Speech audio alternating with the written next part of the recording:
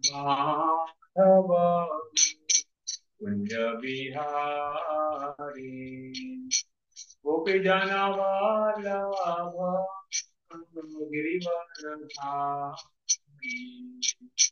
गोपी जन वल्लभ गिरिवरधारी यशोदनन्दन व्रज जनरञ्जन यशोदनन्दन व्रज जनरञ्जन यमुनातीरावनचारी यमुनातीरावनचारी जय राधा माधव कुंज बिहारी जय राधा माधव कुंज बिहारी गोपी जन वल्लभ गिरिवरधारी यशोदानंदन व्रज जनरंजन यमुनातीरावनचारी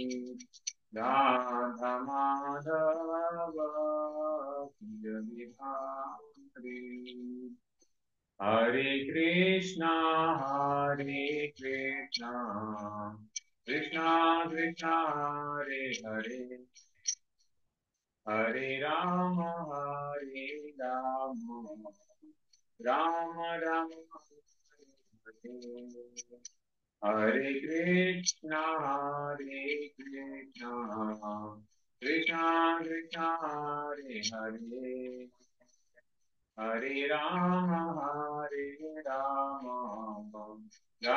राम हरे हरे हरे कृष्णा कृष्णा कृष्णा हरे हरे हरे राम राम राम हरे हरे कृष्णा कृष्णा कृष्णा हरे हरे हरे राम राम राम हरे हरे हरे कृष्णा कृष्णा कृष्णा कृष्णा हरे हरे हरे राम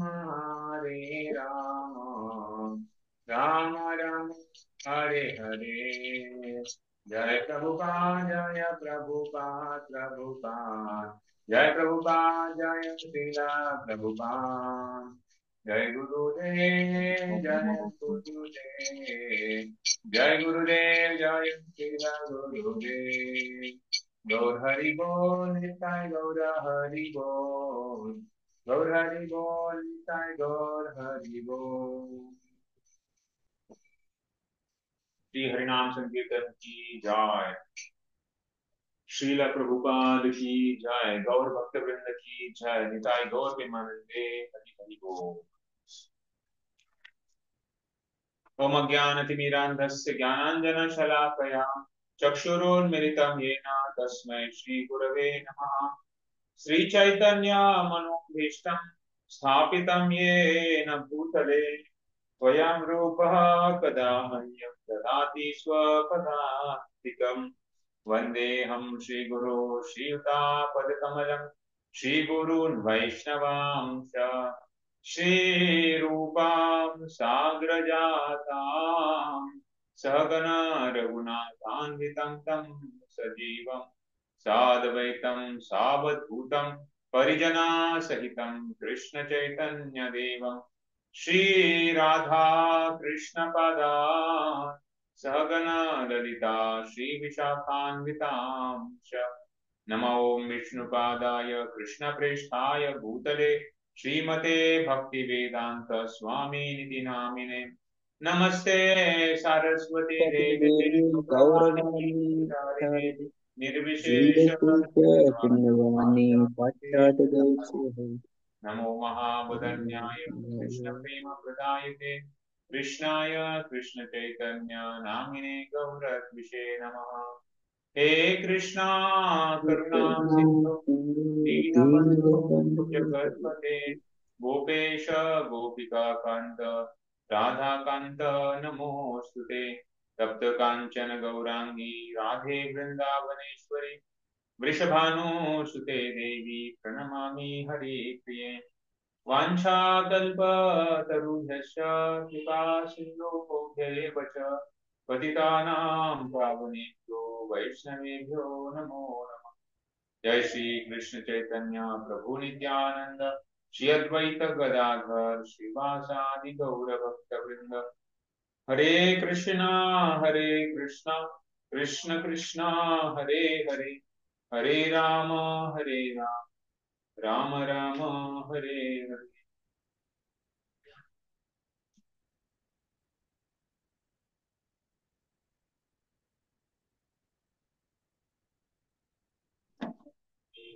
नाना शास्त्र विचारन एक निपुनो, सद्धर्म संस्थापको, लोकानां हितकारिणौ त्रिभुवने, मान्यो शरण्याकरो। राधा कृष्ण पदारविन्द भजना, नन्देन मत्कालिको, वन्दे रूप सनातनौ रघुयुगो, श्रीजीव गोपालको। वन्दे रूप सनातनौ रघुयुगो, श्रीजीव गोपालको।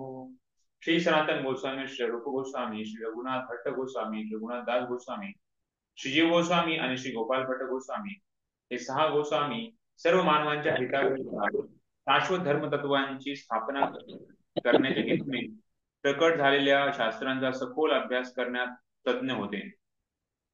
ते गोपी भावामध्ये सदैव मग्न राहून राधाकृष्णांच्या दिव्य प्रेममय सेवेत ब्रह्मान असत। श्री श्री षड गोस्वामी अष्टक की जय, श्री रूप गोस्वामी पाद की जय, श्रील प्रभुपाद की जय।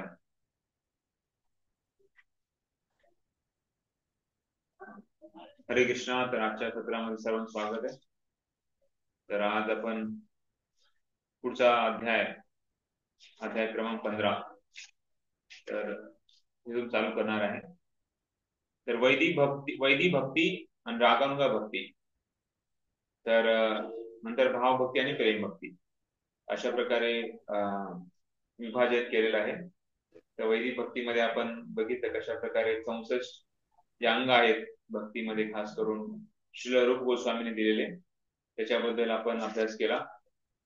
आणि त्यानंतर बाकी ज्या गोष्टी आपल्याला वाटतंय की ते असायला पाहिजे या 64 अंगामध्ये, पण त्याचा उल्लेख रूप गोस्वामीने केला नाही, त्याचाही त्या 4 गोष्टींची आपण चर्चा केली।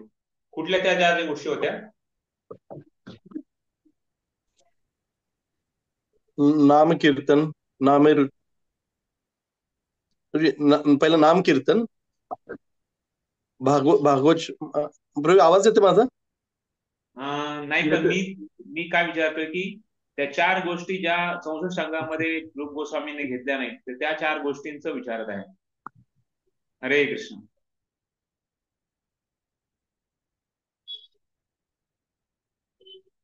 कुणी सांगू इच्छित आहे? बरेच जण व्हिडिओ ऑन नाही आहे।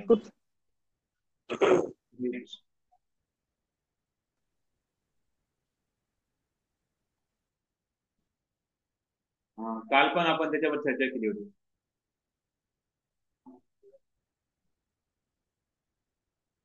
चार गोष्टी प्रामुख्याने महत्वाच्या आहेत, पण त्या भक्तीमध्ये सहाय्य करू शकतात, पण त्या 64 सांगामध्ये रूप गोस्वामीनं त्याचा समावेश नाही केला। पहिला आहे 13व्या अध्यायामध्ये आपण चर्चा केली त्याच्याबद्दल, वर्णाश्रम धर्म।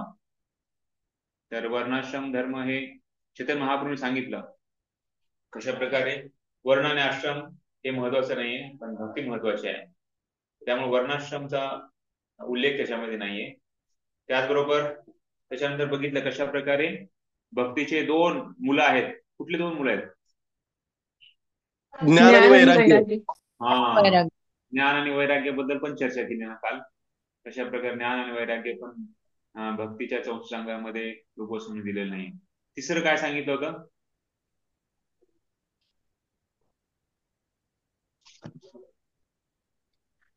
गुरुचे अनुयायी असतात तर आणि संपत्ती, तर कुणी जरी किती जरी पैसा दिला आणि किती जरी त्यांचे अनुयायी बनवले, पण स्वतःला भक्ती करणं हे महत्वाचं आहे.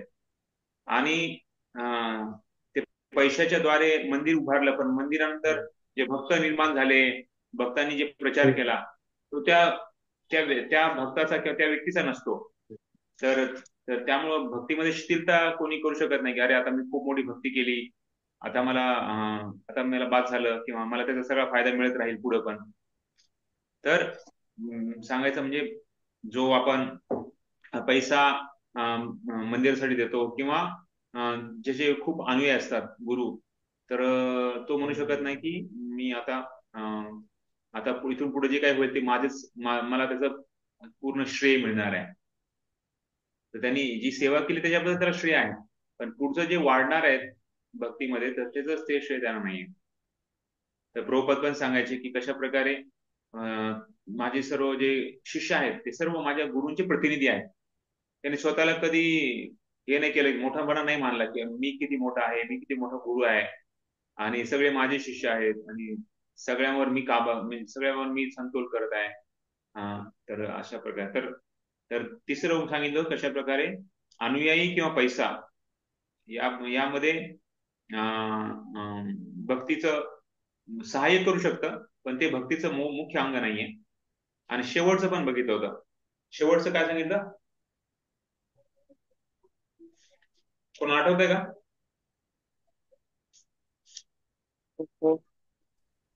सद्गुण विकास साधना भक्तीचा अंग नाही. सद्गुणांचा विकास, बरोबर. तर आपल्यामध्ये सद्गुण असलं चांगलं आहे आणि ते असायलाच पाहिजे. आणि एवढंच नाही तर भक्ती केल्यानंतर सद्गुण येतात. जसं आपण बघतो कशा प्रकारे मी सांगितलं उदाहरण, मगरीचं उदाहरण सांगितलं. नारद मुनी आणि अंगीर मुनी आले होते, त्यांनी कशा प्रकारे त्यांना आशीर्वाद दिला, भक्तीचं त्यांना महत्व सांगितलं, तर मुंगीला पण ते तुडवायचं नको म्हणते, ते मुंगीला झाडून पुढे चालत होते. तर जो भक्ती चालू करतो त्याच्यामध्ये साहजिकच गुण विकास व्हायला पाहिजे. जर नसेल होत तर म्हणजे आपण भक्ती योग्य मार्गाने चालली का नाही ते आपल्याला प्रश्न उद्भवला पाहिजे. त्यासाठी आपण नियमितपणे आपलं जसं रिव्ह्यू कंपनीमध्ये किंवा कुठल्या ह्याच्यामध्ये ते रिव्ह्यू घेतात, म्हणजे आपण आढावा घेतात. आपण एवढे दिवस झाले हा एक आपण नियम चालू केला होता, त्याचं काय झालं, त्यांनी फायदा किती झाला, त्यांनी तोटा किती झाला, किंवा तो आता चालू ठेवायचा का नाही, त्याच्याबद्दल आढावा घेतला जातो. त्याचप्रमाणे भक्तीमध्ये पण आपण नियमितपणे आढावा घेतला पाहिजे की आपलं मन आणि इंद्रिय किती संयम आहे. कारण आपण जन्मोजन्मी एवढे जन्म काढलेत आपण की आपल्याला त्याची सीमाच नाहीये. आणि ते सगळे जन्म पशु पक्षी प्राण्यांच्या जीवनामध्ये आपण काढलेले. बघा, पशु पक्षी प्राणी आहेत त्यांना इंद्रिय आणि मन संयम नाहीये. जे त्यांची इच्छा आहे, जे मन आणि इंद्रिय म्हणतं ते करतात. पण मनुष्य हा एक व्यक्ती आहे, तो इंद्रिय आणि मनाला काबू करू शकतो आणि ते योग्य आहे का नाही ते ठरवूनच ती गोष्ट करू शकतो. त्यामुळं आपल्याला जे मागच्या जन्मोजन्मीचे जे आपण मन आणि इंद्रिय आपल्या ताब्यात नव्हतं, तर ते आता भक्तीमध्ये आलं की लगेच आपण अपेक्षा करू शकत नाही की अरे आता मी एवढे 10 वर्ष झाले, 5 वर्ष झाले भक्ती करत आहे, 16 माळा करत आहे, तरी पण माझं मन इंद्रिय का ताबू होत नाहीये. का होणार नाही? कारण आपण एवढे जन्म आपण काढलेत. ब्रह्मांड भ्रमिते कोण भाग्यवान जीव, गुरु कृष्ण प्रसादे पाय भक्ती लता. तर एवढे आपण जन्मोजन्मी आपण काढलेत, अनंत म्हणजे एवढे लाखो जन्म पशु पक्षी प्राण्याच्या जीवनामध्ये. त्यामुळं लगेच त्याचा परिणाम उद्भवल असं नाहीये.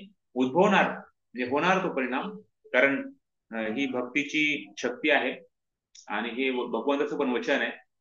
त्यामुळं होईल परिणाम, पण आपण पण किती शुद्ध आणि प्रामाणिक भक्ती करतोय तो पण आपल्याला महत्वाचा आहे. कारण विज्ञानामध्ये आपण ज्यांनी शाळा केली आहे, कॉलेज केले त्यांना माहित आहे, विज्ञानामध्ये पण जेव्हा पर्टिक्युलर जे 2 सोल्युशन आहेत ते सोल्युशन योग्य प्रमाणात टाकलं तर त्याचा तो कलर बदलतो त्या पीपीटीचा. त्याचप्रमाणे आपणही शुद्ध भक्ती एक सायन्स आहे, विज्ञान आहे. प्रभुपाद सांगायचे भक्ती म्हणजे हे विज्ञान आहे आणि विज्ञानामध्ये ते योग्य प्रमाणात जर ते 2 दोन गोष्टी मिक्स केल्या तर त्याचा ते परिणाम मिळणार. त्याचप्रमाणे आपणही जेव्हा प्रामाणिकतेने आणि शुद्ध भक्ती आपण जीवनामध्ये पालन करतो, खास करून वैदिक भक्ती ही गुरुच्या आणि शास्त्राच्या अध्यक्षतेखाली आपण करतो. रागानुग भक्ती मात्र आता अभ्यास करणार आहोत 15व्या अध्यायापासून, रागानुग भक्ती जी आहे ती मात्र गुरु किंवा शास्त्राच्या अध्यक्षतेखाली नाहीये, तर ती स्वतःच म्हणजे एवढं भगवंताप्रती आकर्षण उत्पन्न होतं की त्यांना ते प्रेम, भगवंताची सेवा हे त्यांना स्वाभाविक वाटतं. त्यांना असं शेड्यूल बनवायची गरज नाही. त्यांना असं अटेंडन्स जसं म्हणजे रोजचं कोण आलं, मंगल आरतीला कोण आलं, किंवा आपण किती वाचन केलं, किती लिखाण, किती श्रवण केलं, तर ह्याचा म्हणजे हे भरायची गरज नाहीये साधना कार्ड. तर ते स्वाभाविकतेनं त्यांना भगवंताबद्दलच ते आकर्षण आहे आणि त्यांना भगवंताची सेवा करण्यामध्ये कधी कंटाळा येत नाही, कधी ते म्हणजे नाकार देत नाही. हे स्वाभाविकतेने ते करतात, त्याला ते रागवणं. त्यामुळे वैदिक भक्ती नंतर रागवणं भक्ती आहे, नंतर भाव, नंतर प्रेम, अशा प्रकारे भक्तीचे स्तर रूप गोस्वामीने सांगितलेले. तर आजच्या दिवशी आपण रागात्मिक भक्ती याच्यावर आपण 15वा अध्याय. हरे कृष्ण. तर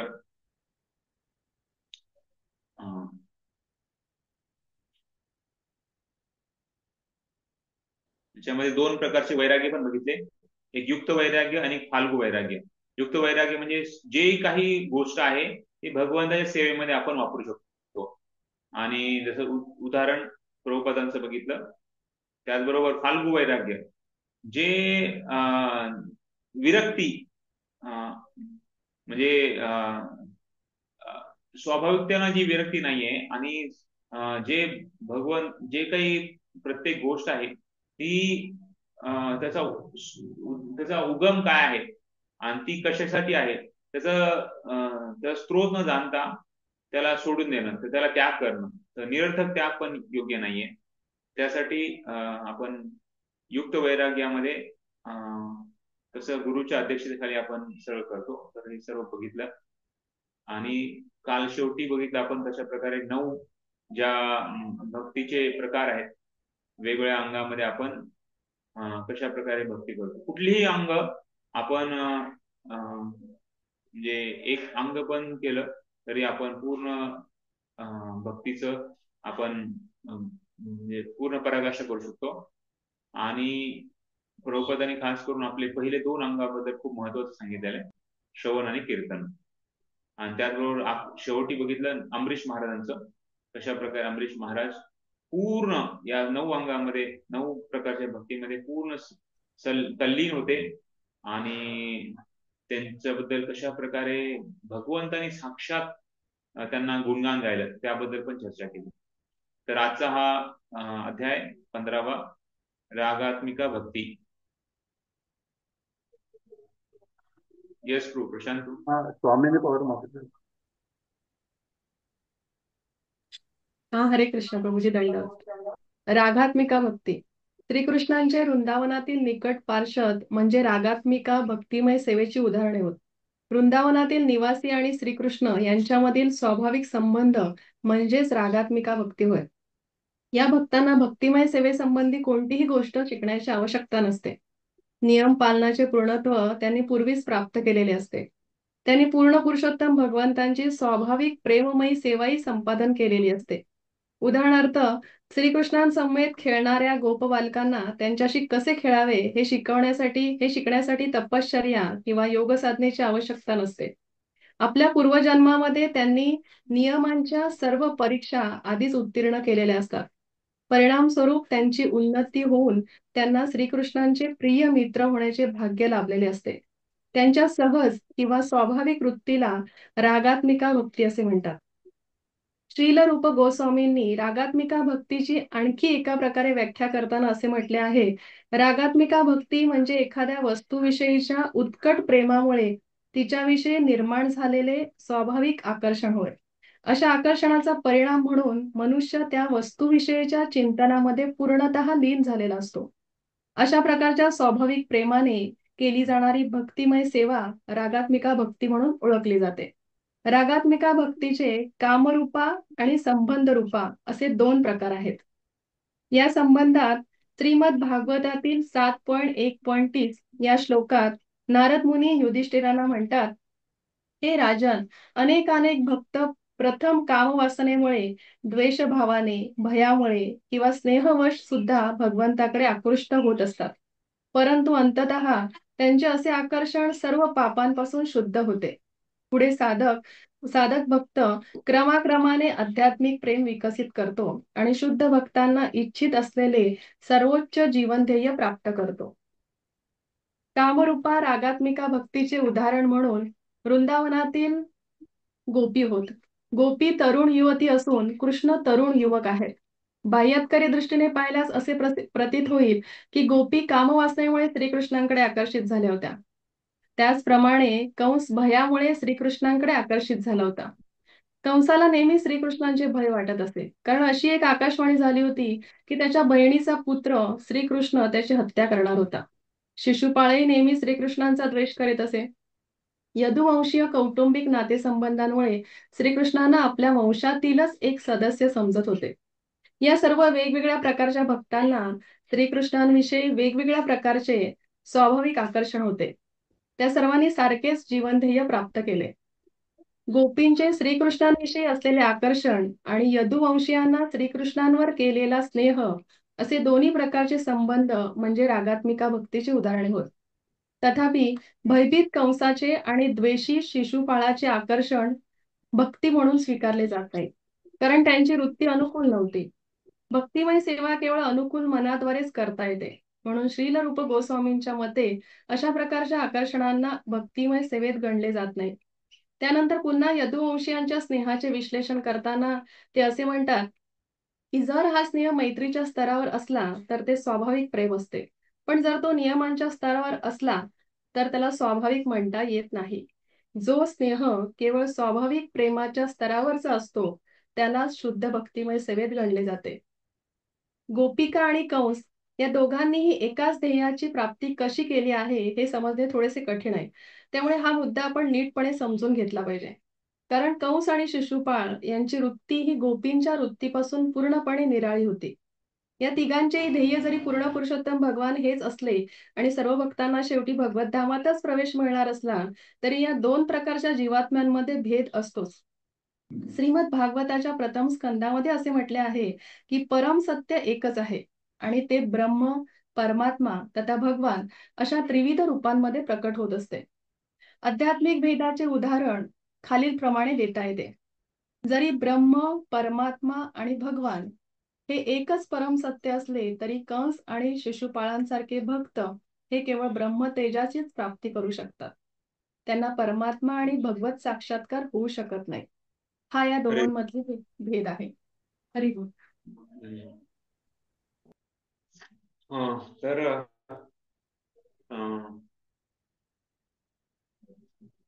तर वृंदावनवासींचं उदाहरण इथे दिलेलं आहे. कशा प्रकारे जे वृंदावनवासी आहेत तर त्यांचं हृदय नेहमी भगवंताप्रती आसक्त असते. प्रेमापोटी, भगवंताच्या प्रेमापोटी. त्यांचं जे रूप गोस्वामींनी जी भक्तीची जी व्याख्या केलेली आहे, अन्य अभिलाषिता शून्यम ज्ञान कर्मादि अनावता अनुकूलेन कृष्णानुशीलनम भक्ती. तर पूर्ण त्यांचं ध्येय आहे भगवंताचा आनंद, आणि त्यामुळंच वृंदावनवासी आणि कृष्णामधील जे संबंध आहे त्याला रागानंदा भक्ती म्हटलेला आहे.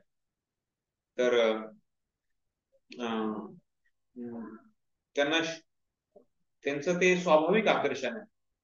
त्यांना असं म्हणजे त्यांना देव म्हणजे भगवंत कृष्ण भगवान आहेत आणि भगवंताचे जे बाकी परमात्मा किंवा ब्रह्म अशा प्रकारे जी वेगवेगळ्या ज्ञानी किंवा योगी लोक भगवंतावर आकर्षित होतात या रूपामध्ये, पण त्यांना ह्याच्याबद्दल आकर्षण नाही. त्यांचं एकच आकर्षण आहे, कशा प्रकारे या वात्सल्य किंवा दास्य किंवा साख्य किंवा माधुर्य या रसामध्ये ते भगवंताकडे आकर्षित होतात. तर त्यामुळं इथं खास करून भगवंताच्या जे गोपकुमार आहेत, ते गोपालक आहेत, त्यांच्याबद्दलचं उदाहरण दिलंय. तर त्यांनी कशा प्रकारे पूर्वजन्मामध्ये सर्व त्यांनी आधी सर्व उत्तरण केलेलं आहे.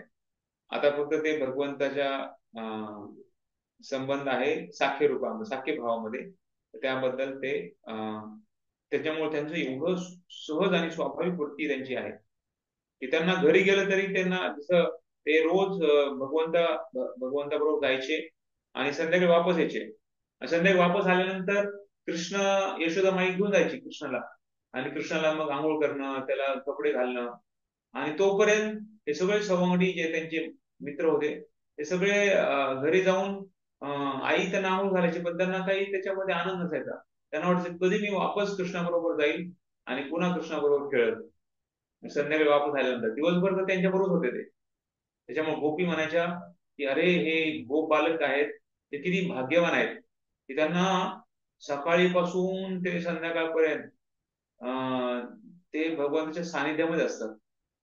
तर गोपालक ते घरी गेल्यानंतर वापस लगेच मी कसं भगवंताकडे जाऊ आणि कसं मी भगवंताच्या समोर राहू. तर खूप त्यांचं आकर्षण कृष्णाबरोबर. तर हे स्वाभाविक आकर्षण जे सहज किंवा स्वाभाविक म्हटलं तर त्याला रागायन म्हटलेलं आहे. तर अशा प्रकारे दोन विभाजन केलेलं आहे. रागात्मिका जे आहे तर ते संबंध रूपा आणि काम रूपा असे दोन प्रकार सांगितले. आता पहिला जो 7.1.30 जो श्लोक आहे तो श्लोक आपण दिसत आहे. सर्वांनी माझ्या मनात प्रयत्न करा. कामात द्वेषात भयात स्नेहात कामद्वेषाद्भयात् भयात् यथा भक्तेश्वरे मनः यथा भक्तेश्वरे मनः आवेश तदघं हित्वा आवेशं हित्वा बहवस्तद्गतिं गतः.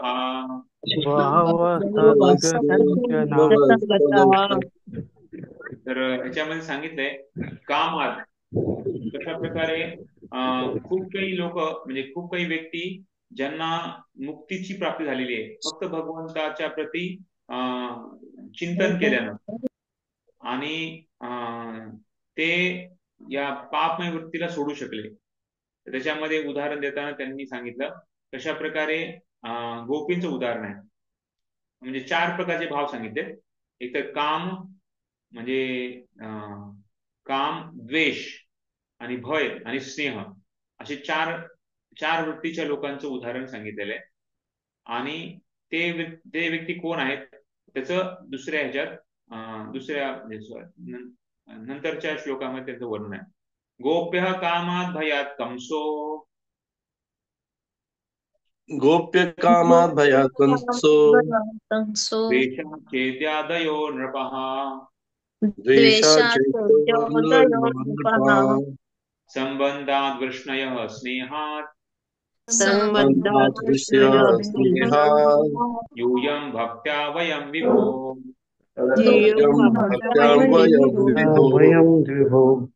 हा तर गोप्यांना खास करून कशा प्रकारे जे भगवंताबद्दलचं आकर्षण, तर काम रूपामध्ये गोपींचं उदाहरण दिलेलं आहे. भयामध्ये कंसाचं, शिशुपाल आणि बाकी जे राजे लोक होते त्यांनी कशा प्रकारे द्वेष, आणि यदू जे आहेत यदू स्वतः स्नेहाबद्दल कसं ते भगवंताला त्यांच्या नात्यामध्ये त्यांचं एवढं स्नेह वातावरण कृष्णाबद्दल. आणि पांडवांचं खास करून त्यांचं एवढं पांडवांचं प्रेम होतं भगवंताबद्दल. अशा प्रकारे आणि बाकीचे जे स्वाभाविक बाकी जनसामान्य जे भक्त आहेत त्यांचं भक्ती करून भगवंताची कृपा त्यांनी प्राप्त केलेली आहे. तर ते प्रभुपाद खूप सुंदर लिहितात कशा प्रकारे कंस आणि बाकी जे कृष्णाचे जे शत्रू होते तर त्यांनी ब्राह्मण ब्रह्मन त्यांनी म्हणजे त्यांना ब्रह्मनची गती प्राप्त झाली. पण कृष्णाचे मित्र आणि भक्त त्यांची काय गती आहे? तर कृष्णाचे भक्त जे आहेत तर ते भगवंताचं संग प्राप्त करतात. तर ते वैकुंठामध्ये किंवा बाकी वैकुंठ इतर जे ग्रह आहेत त्यांच्यामध्ये ते त्यांचं पुढचं गती होते. आणि त्याचप्रमाणे नारद जे आहे तर ते तिन्ही नारद मुनी तिन्ही जगामध्ये तिन्ही जगतामध्ये फिरतात. तर त्यांना एवढं भगवंताचं नारायण प्रती भक्ती आहे. तर त्याच्याबद्दल त्यांचं खूप गुणगान झालं होतं नारद मुनी. आणि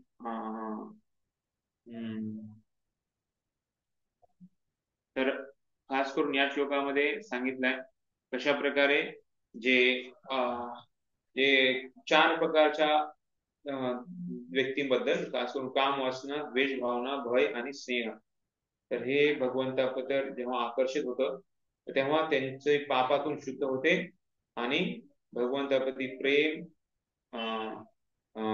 विकसित करतात आणि शुद्ध भक्तांना इच्छित असलेले सर्वोच्च जीवन ध्येय प्राप्त करतो. तर आता प्रश्न पडतो की गोपींचं उदाहरण इथं कसं काय काम रूपामध्ये दिलेलं आहे. तर त्यासाठी पुन्हा रूप गोस्वामी सांगतात, कामरूपा रागात्मिका भक्तीचं उदाहरण वृंदावन गोपी आहे. आणि त्याचं पुन्हा वर्णन केले कशा प्रकारे गोपी बाहेर कृष्ण बघितलं तर गोपी काम वासनेमुळे कृष्णाकडे आकर्षित झाल्या होत्या. त्याचप्रमाणे कंस, भय आणि त्याचबरोबर बाकी शिशुपाळ ते द्वेष आणि युद्धवंश हे स्नेह, या सर्व वेगवेगळ्या प्रकारच्या भक्तांना कृष्णाविषयी वेगवेगळ्या प्रकारचे स्वाभाविक होत नव्हते. त्या सर्वांनी सारखेच जीवन ध्येय प्राप्त केले.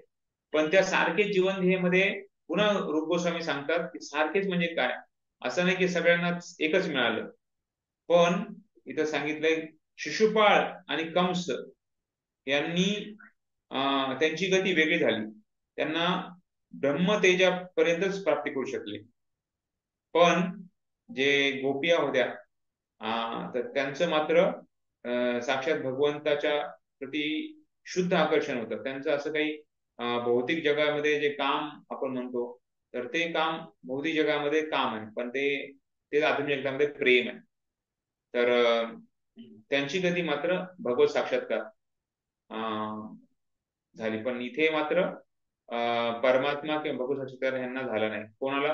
कंस आणि शिशुपाळ. कारण अनुकूल भक्ती महत्वाची आहे. त्यामुळेच रूप गोस्वामींनी पहिल्यांदा त्या वाक्यामध्ये सांगितले की कशा प्रकारे आपण जेव्हा भक्ती करतो तेव्हा अन्य अभिलाषिता शून्य ज्ञान कर्मादी अनुकूलेन कृष्ण अनुशीलन, अनुकूल पाहिजे आणि त्याचबरोबर अनुशीलन म्हणजे आपल्या भक्तांच्या अध्यक्षतेखाली आपण भक्ती केली पाहिजे. म्हणजे गुरुच्या अध्यक्षतेखाली किंवा जे काही आपले प्रामाणिक भक्त आहेत त्यांच्या अध्यक्षतेखाली आपण भक्ती करणं. तेव्हा मग त्या भक्तीला आपल्याला पूर्ण त्याचा परिणाम आपल्या भोगायला मिळतो.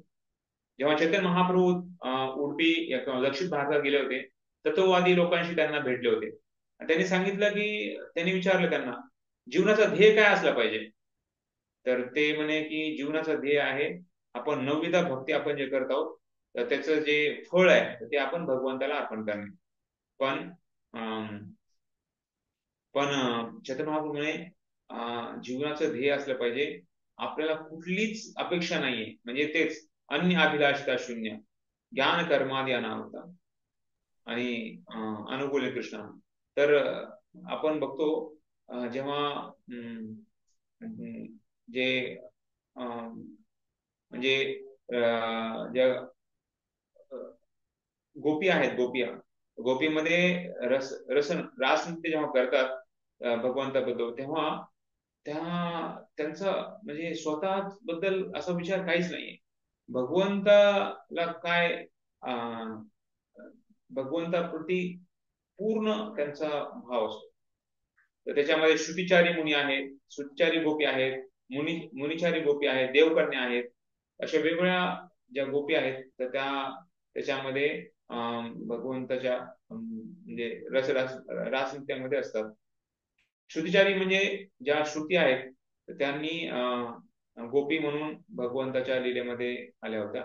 त्याचबरोबर देवकन्या म्हणजे जे देवता आहेत त्यांच्या मुली देवकन्या, आणि ऋषीचारी किंवा मुनिचारी गोपी जे आहेत तर ते भगवान रामच्या वेळेस जे ऋषीमुनी होते तर तेव्हा ते खूप आकर्षित झाले होते भगवंताप्रती. पण भगवंतानी तर एक पत्नी व्रत घेतलं होतं. त्यामुळे नंतर मग त्यांनी इथे ते म्हणले पुढच्या माझ्या जन्मामध्ये, माझ्या पुढच्या अवतारामध्ये तुमची जी इच्छा आहे ती पूर्ती केली जाईल. आणि तेव्हा मग ते ऋषीचारी किंवा मुनिचारी गोपी बनले. तर तर भगवंताचं जे आकर्षण आहे असं इथं गोपांचं उदाहरण दिलं. तसंच यशोदामाईचं पण उदाहरण आहे. यशोदामाई कुठल्या गाईचं दूध काढायची कोणाला आठवत आहे?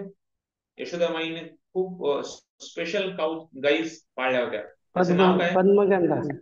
हा, पद्मगंधा. पद्मगंधा प्रभू. बरोबर, पद्मगंधा.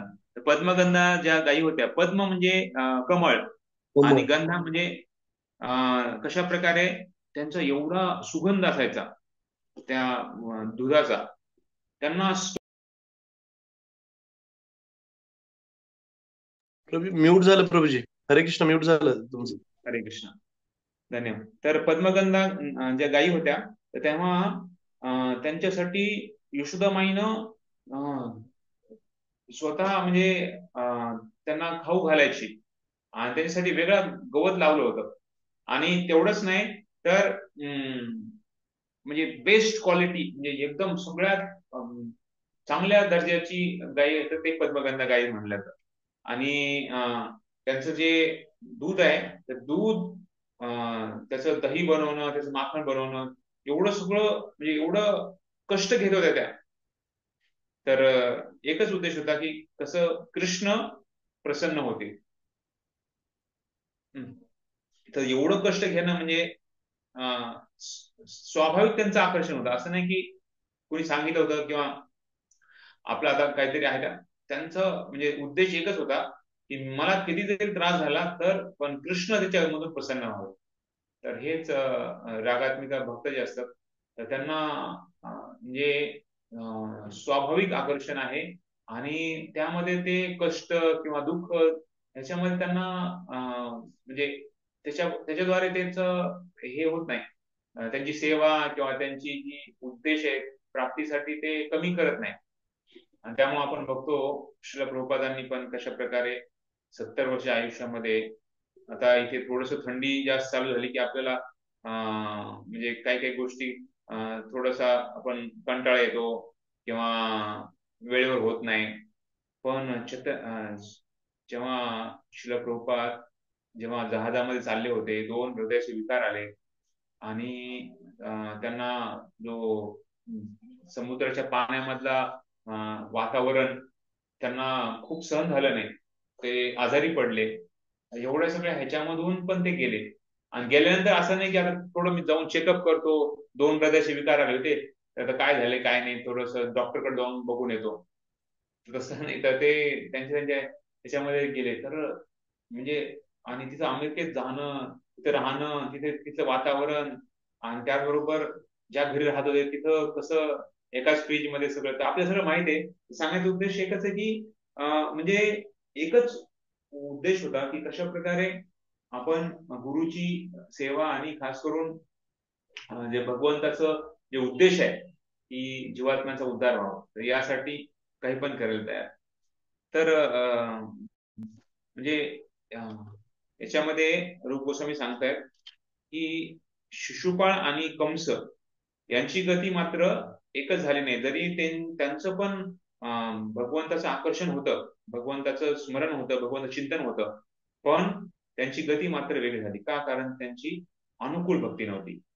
त्यासाठी अनुकूल भक्ती करणं खूप महत्वाचं आहे, अनुकूल आणि प्रतिकूल. तर जे भगवंत जे शास्त्रामध्ये दिलेलं आहे आणि जे आपल्या गुरुजनांनी आपल्याला सांगितलेलं आहे, तर त्या प्रकारे आपण त्यांच्या मार्गदर्शनाद्वारे भक्ती करणं हे महत्वाचं आहे. तर इथे प्रभुपाद लिहितात त्यांना जरी गोपींचं उदाहरण काम काम म्हणून सांगितलेलं आहे, कामरूप भक्ती सांगितलेली आहे, पण त्यांना असं काम इच्छा नव्हत्या.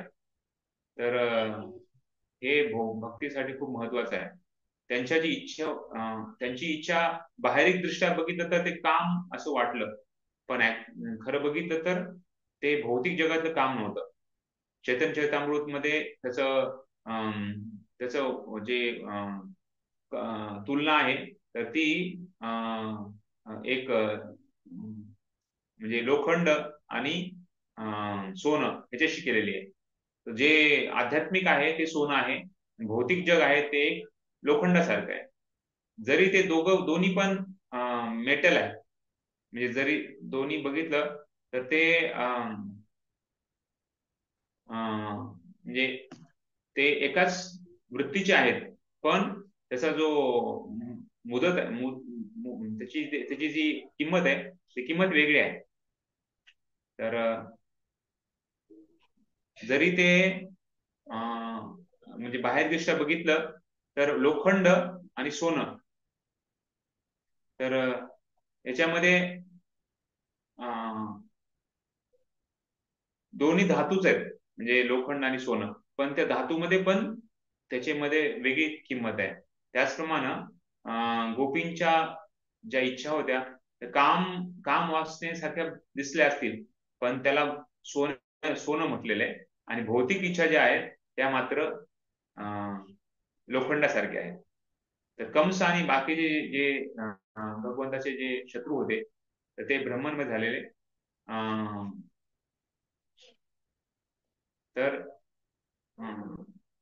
त्यामुळेच इथं सांगितलंय कशा प्रकारे भगवंताचे भक्त जे आहेत ते त्यांचं अनुकूल भक्ती असल्यामुळे त्यांची गती वेगळी होते, पण जे प्रतिकूल भक्ती आहे किंवा जे इंद्रिय भोगामध्येच पूर्ण मग्न असतात, त्यांची इच्छा जरी त्यांची जसं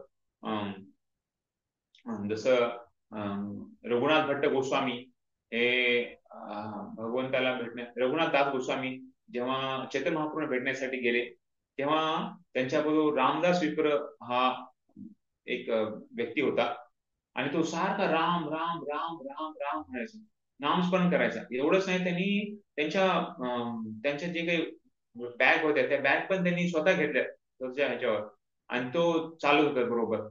आणि जेव्हा रघुनाथ गोस्वामी चैतन्य महाप्रभूंना भेटले तेव्हा त्यांनी त्या रामदास विप्रेकडे बघितलं पण नाही. तर आज करून रघुनाथ गोस्वामी विचारलं, म्हणे चैतन्य महाप्रभू माझ्या बरोबर हे रामदास विप्र आले, त्यांनी चैतन्य महाप्रभूंनी काही त्यांचे शब्द पण ऐकले नाही. आणि नंतर त्यांना कळालं की ऍक्च्युली जो रामदास विप्र होता त्याला राम बनायची इच्छा होती. जरी तो राम राम राम म्हणत असला, पण त्याचा इच्छा काय आहे की स्वतः मला राम बनायचंय. तर जोपर्यंत भौतिक इच्छा आहे तोपर्यंत शुद्ध भक्ती, जरी तो नामस्मरण करत आहे, जरी देवाचं नाव भगवंताचं नाव घेत आहे, पण त्याची इच्छा आहे की स्वतःला राम बनायचंय. तर त्यामुळं भक्ती काय आहे, शुद्ध भक्ती काय आहे हे समजणं महत्वाचं आहे. यासाठी रूप गोस्वामींनी इथे सांगत आहेत की कामरूप भक्तीचं उदाहरण, गोपींचं उदाहरण दिलंय. गोपी आणि कंस दोघांनी एकाच ध्येयाची प्राप्ती कशी केली आहे हे समजणं थोडंसं कठीण आहे, त्यामुळे हा मुद्दा आपण नीट पण समजणार. तर ध्येय भगवंत आहे आणि सर्व भक्तांना शेवटी भगवतामध्ये प्रवेश मिळणार असला तरीही या जीवात्म्यांचे म्हणजे भेद असतोच. तर त्यासाठी जसं कुब्जांची पण इच्छा होती की भगवंताचं सहारा, भगवंताच्या म्हणजे सानिध्यामध्ये राहावं, भगवंताबरोबर संग करायचा. तर त्यांना कामप्राय म्हणून भक्ती सांगितलेली आहे. पण जे शुद्ध भक्ती जी आहे, शुद्ध भक्ती जी गोपीनं दाखवलं ते मात्र त्यांना स्वतःसाठी नव्हतं, भगवंताला जे लागे, भगवंताची जे प्रसन्न करेल त्यासाठी ते काही पण करायला तयार होते. तर भगवंताची कृपा कशी मिळवावी, तर भगवंताचं चिंतन करून. जसं इथं म्हणजे एकदम इंटेन्स, म्हणजे खूप म्हणजे एवढं त्याला त्यांचं जे भगवंताबद्दलचं चिंतन होतं तर ते खूप उत्कट होतं. त्यांना त्या चिंतनाद्वारे जसं एखादा व्यक्ती वेडा असतो तर त्याप्रमाणे त्यांचं भगवंताबद्दल आकर्षण आणि भगवंताची सेवा यासाठी ते पूर्ण उत्कट होतात. आणि या भौतिक जगातलं जे आकर्षण आहे तर ते मात्र प्रत्येकाच्या काहीतरी इच्छा असतात त्यासाठी असते. आणि ते समजण्यासाठी आपल्याला जसं कारण आपण भौतिक जगात राहत आहोत त्यासाठी उदाहरण देण्यामध्ये रूप गोस्वामी सनातन गोस्वामी ते उदाहरण देतात. कशा प्रकारे एक मुलगा आणि मुलगी याचं आकर्षण आपण भौतिक जगात बघतो पण ते आकर्षण ऍक्च्युली हे या भौतिक जगाचं आकर्षण आहे. पण अध्यात्मिकतामध्ये मात्र हे या इंद्रिय तृप्तीसाठी अजिबात नाही आहे. तर ते आपण समजलं पाहिजे. यानंतर आणखी उदाहरण देतात ते रूप गोस्वामी हे समजण्यासाठी कशा प्रकारे. त्याच्या अगोदर थोडस पीपीटी मध्ये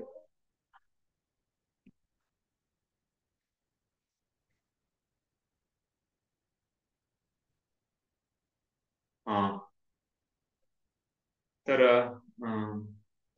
कशा प्रकारे जे भक्त साधना भक्ती करत आहेत तर त्यांना एक शुद्ध भक्तांचा जो भाव आहे तो भाव त्यांना म्हणजे त्या भाव प्राप्त करण्यासाठी ते साधना भक्ती करत आहेत.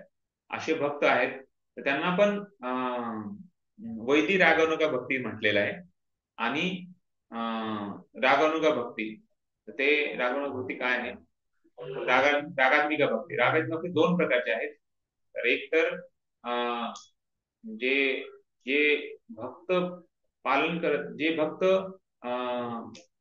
रागात्मिका भक्ती करत त्यांच्या अध्यक्षतेखाली त्यांच्या मार्गदर्शनाखाली आपण. दुसरं आहे की त्याची म्हणजे पूर्ण रागात्मिका झालेली जसं शुद्ध भक्त आहेत वृंदावनातील भक्त रागात्मिका भक्त जे ऑलरेडी त्यांची ती गती झालेली आहे असे वृंदावनाची.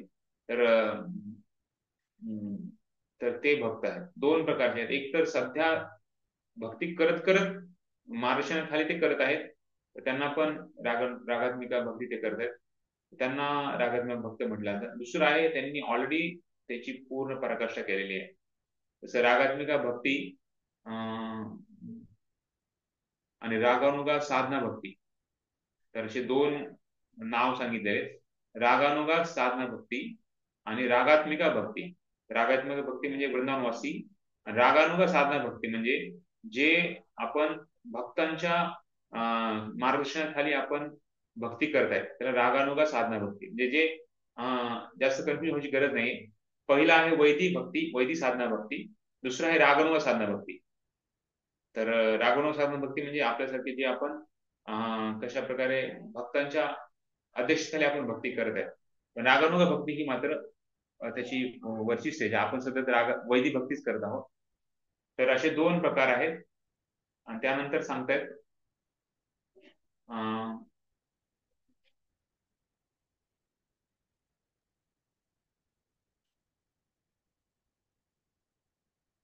संबंध रूप आणि काम रूप असे दोन संबंध आहेत. संबंध रूप म्हणजे काय की ज्याच्यामध्ये सेवा भावना साख्य आणि वात्सल्य म्हणजे जसं दास्य साख्य आणि वात्सल्य याला संबंध रूप म्हटलेलं आहे. म्हणजे संबंध आहे भगवंताबद्दल काहीतरी संबंध ते व्यक्त करत आहेत. जसं साख्याचं इथं आपण उदाहरण बघितलं गोपालक आणि त्याचबरोबर दास्य भगवंताबद्दल कशा प्रकारे हनुमानजी दास्य रूपामध्ये आणि वात्सल्य कशा प्रकारे यशोदा माई वात्सल्य यशोदा नंद यशोदा आणि कामरूपामध्ये खास करून जे स्वाभाविक भक्ती आहे गोपींची त्यामुळे कामरूप सांगितलेलं आहे.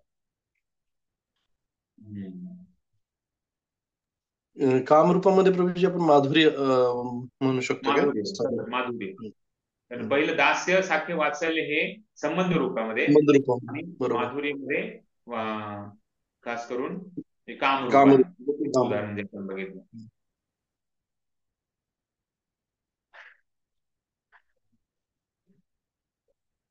हा, आता आता खूप महत्वाचा मुद्दा येत आहे, ते आता वाचायचं आहे, त्याच्यानंतर आपण चर्चा करणार आहे. यस प्रभू. वैशाली पवार माटे. हरे कृष्णा, दंडवत प्रणाम. हरे कृष्ण. या संबंधी आपण सूर्यग्रह आणि सूर्यप्रकाश यांचे उदाहरण पाहू शकतो. आपण सूर्यप्रकाशामध्ये स्थित आहोत याचा अर्थ आपण सूर्यग्रहावर प्रवेश केला आहे असा होत नाही. सूर्यग्रहावरचे तापमान हे सूर्यप्रकाशाच्या तापमानापेक्षा निराळे असते. ज्या मनुष्याने जेट विमानाने किंवा अंतराळयानात बसून सूर्यप्रकाशात प्रवास केला आहे त्याने सूर्यग्रहावर प्रवेश केला आहे असे नव्हे. जरी सूर्यप्रकाश आणि सूर्यग्रह हे वास्तविक एकच असले तरी देखील त्यांच्यामध्ये भेद आहे. कारण एक शक्ती आहे आणि एक शक्तिमान अथवा त्या शक्तीचे उगमस्थान आहे. परम सत्य आणि त्यांच्या शरीरातून निघणारे तेज हे देखील त्याच प्रकारचे एकच वेळी भिन्न आणि अभिन्न असते. कंस आणि शिशुपाल यांना परम सत्याची प्राप्ती झाली परंतु त्यांना गोलोक वृंदावनात मात्र प्रवेश मिळाला नाही. निर्विशेषवादी आणि परमेश्वराचे शत्रू यांना भगवंतावरील आकर्षणामुळे भगवत धामात प्रवेश मिळतो परंतु त्यांना वैकुंठ लोक अथवा भगवंतांच्या गोलोक वृंदावनात मात्र प्रवेश दिला जात नाही. एका राज्यात प्रवेश करणे आणि राजाच्या राजवाड्यात प्रवेश करणे या दोन्ही गोष्टी सारख्याच नसतात. आता शील रूप गोस्वामी निर्विशेषवादी आणि सविशेषवादी किंवा भक्त यांना प्राप्त होणाऱ्या सिद्धीमधील भेद स्पष्ट करीत आहोत. साधारणपणे निर्विशेषवादी उपासक आणि पूर्ण पुरुषोत्तम भगवंतांचा द्वेष करणारे लोक त्यांना जेव्हा आणि जर आध्यात्मिक सिद्धी प्राप्त झालीच तर त्यांना केवळ निर्विशेष ब्रह्मतेजामध्येच प्रवेश प्राप्त होतो. निर्विशेषवादी तत्वज्ञानी हे एक अर्थाने परमेश्वराच्या शत्रूप्रमाणेच असतात. कारण परमेश्वराचा सरळ द्वेष करणारे आणि निर्विशेषवादी अशा दोघांनाही केवळ ब्रह्मज्योतीच्या अव्यक्त तेजामध्येच प्रवेश दिला जातो. तेव्हा यावरून आपण असे समजले पाहिजे की हे दोघे एकाच प्रकारात मोडत असतात. वास्तविकपणे निर्विशेषवादी हे परमेश्वराचे शत्रूच असतात. कारण त्यांना परमेश्वराचे अतुलनीय ऐश्वर्य सहन होत नाही. ते स्वतःचा द्वेष वृत्तीमुळे सतत स्वतःला परमेश्वराच्याच समान स्तरावर ठेवण्याचा प्रयत्न करत असतात. श्री चैतन्य महाप्रभूंनी अशी घोषणा केली आहे की निर्विशेषवादी हे श्रीकृष्णांचे अपराधी आहेत. तथापि परमेश्वर इतके दयाळू आहेत की ते निर्विशेषवाद्यांसारख्या आपल्या शत्रूंनाही आध्यात्मिक धामात प्रवेश करण्याची अनुमती देतात. आणि त्यामुळे या निराकारवाद्यांना अव्यक्त ब्रह्मज्योती किंवा परम सत्याच्या निर्विशेष तेजामध्ये विलीन होता येते.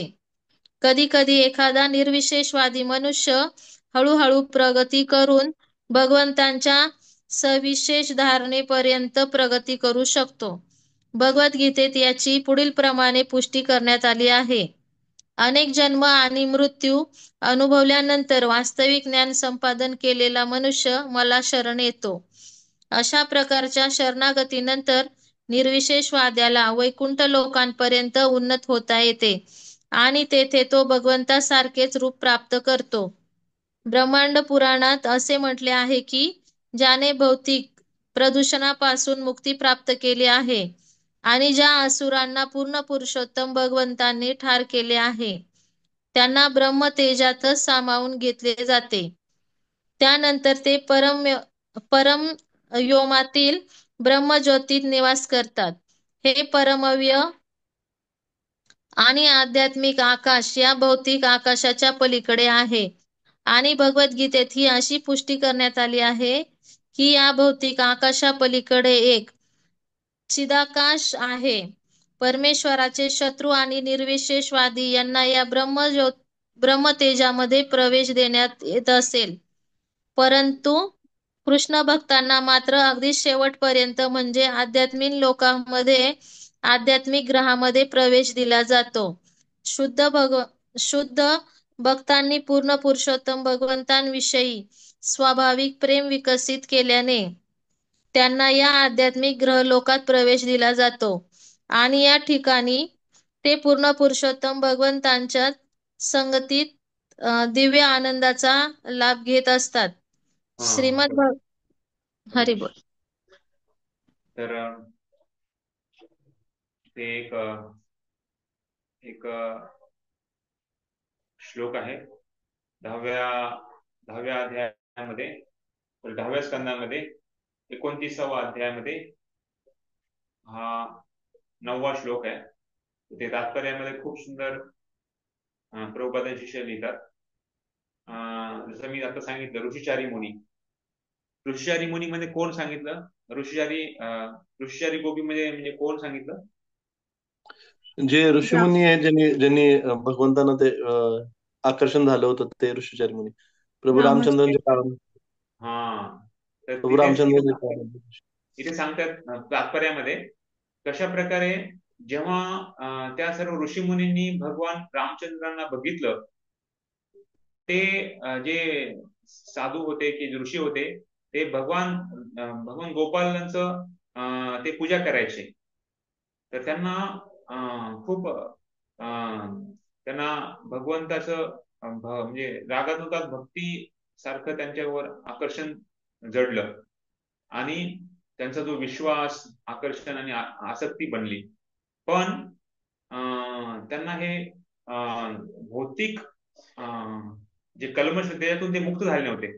त्यामुळे योगमाया देवीनं त्यांना आणखी एक जन्म गोपींच्या गर्भामध्ये मिळाला आणि त्यानंतर ते गोपी बनल्या आणि अशा प्रकारे त्या गोपींच्या संघामुळे मग त्या पण एक नवीन गोपी बनल्या, ज्यांचं आकर्षण पूर्व राग होता पहिल्यांदा भगवंताच्या प्रती. अशा प्रकारे त्यांनी म्हणजे गोपींच्या अध्यक्षतेखाली आणि त्यांना आता भगवान कृष्णाचा संघ मिळाला आणि अशा प्रकारे त्यांचे जे काही कल्मश राहिले होते ते जळून गेले आणि त्यांनी प्रेम, स्नेह प्राप्त केलं. तर अशा प्रकारे त्यांचं म्हणजे शुद्धता प्राप्त झाली.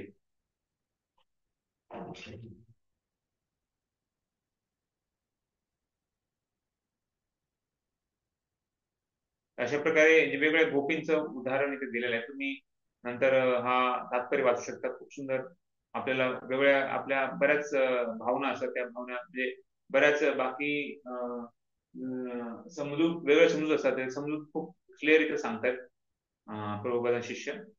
10:29:9 तर वेगवेगळ्या गोपीबद्दल त्यांचं डिटेलमध्ये माहिती दिलेली आहे आणि कसं त्यांनी भगवंताचं म्हणजे ध्यान करायचं, भगवंताचं आसक्ती कशी त्यांनी बनवली आणि त्या सगळ्या तिन्ही गोपींबद्दल डिटेल चर्चा केलेली आहे. तर खास करून इथे आपण बघत होतो, इथे पण सांगितलंय क्लिअरली की कसं सूर्य ग्रह आणि सूर्यप्रकाश, तर ग्रह वेगळा आहे आणि प्रकाश वेगळा आहे. ग्रहापासूनच प्रकाश येत आहे, पण प्रकाश आणि ग्रह वेगळे आहेत. जरी ते एकच असेल तरी ते वेगळे आहेत. त्यामुळे आपली जी फिलॉसॉफी आहे, चैतन्य महाप्रभूंनी त्याचं एक नाव दिलं. त्याचं काय नाव आहे आपल्या तत्वाचं? अचिंत्य भेदाभेद तत्व. अचिंत्य भेद अभेद तत्व. ते सारखं पण आहे आणि भिन्न पण आहे. तर जसं इथं सूर्यप्रकाश आणि सूर्य हे सूर्यपासून सूर्यप्रकाश येतो, पण तो सूर्यप्रकाश वेगळा आहे. तर इथे पण सांगताना सांगितलंय जसं विमानानं किंवा अंतराळयानानं सूर्यप्रकाशात प्रवास केला जातो, पण सूर्यग्रहावर प्रवेश केला म्हणजे सूर्यप्रकाशात गेलं म्हणजे सूर्यग्रहावर गेला असं नाहीये. त्याचप्रमाणे भगवंताची शक्ती आणि भगवान हे अभिन्न आहे. जरी शक्ती शक्तिमान पासून येते, पण शक्तिमान श्रेष्ठ आहे. तर त्यामुळं कंस आणि शिशुपाळ यांना पण परम सत्याची प्राप्ती झाली, पण ते सत्य जे आहे ते ब्रह्मन आहे, आणि ब्रह्मन हे भगवंतापासून आलेले प्रकाश आहे. त्यामुळं त्या प्रकाशाकडे आज सर्व आकर्षित होतात. पण ऍक्च्युली जो प्रकाश आहे तो भगवंतापासून येत आहे. आणि निर्विशेषवादी आणि परमेश्वरी शत्रू यांना भगवंतावरील आकर्षणामुळे भगवत धामात प्रवेश मिळतो, परंतु वैकुंठ लोक आणि भगवंताच्या गोलोक वृंदावनात मात्र नाही. तर एका राज्यात प्रवेश करणे आणि राजाच्या राजवाड्यात प्रवेश करणे या दोन्ही गोष्टी सारख्या नसतात. तर राजवाड्यात प्रवेश करणे म्हणजे हे म्हणजे त्याचे खूप जवळच्या लोकांनाच ते राजवाड्यामध्ये प्रवेश असतो. राज्यात प्रवेश कोणी पण करू शकतो. राजवाड्यात प्रवेश फक्त त्याचे जे संबंधी आहेत, त्याचे जे नातेवाईक आहेत, त्याला जे म्हणजे एवढं म्हणजे जवळचं मानतात, आपुलचं मानतात, त्याच लोकांना राजवाड्यात प्रवेश असतो.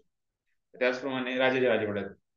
तर त्याचप्रमाणे ब्रह्मन आणि भगवान, ब्रह्मन परम भगवान, तर खास करून ब्रह्मन जे आहे तर ते निर्विशेष आणि सविशेषवादी, तर त्याच्याबद्दलचा पण भेद इथे प्रकट केलेला आहे.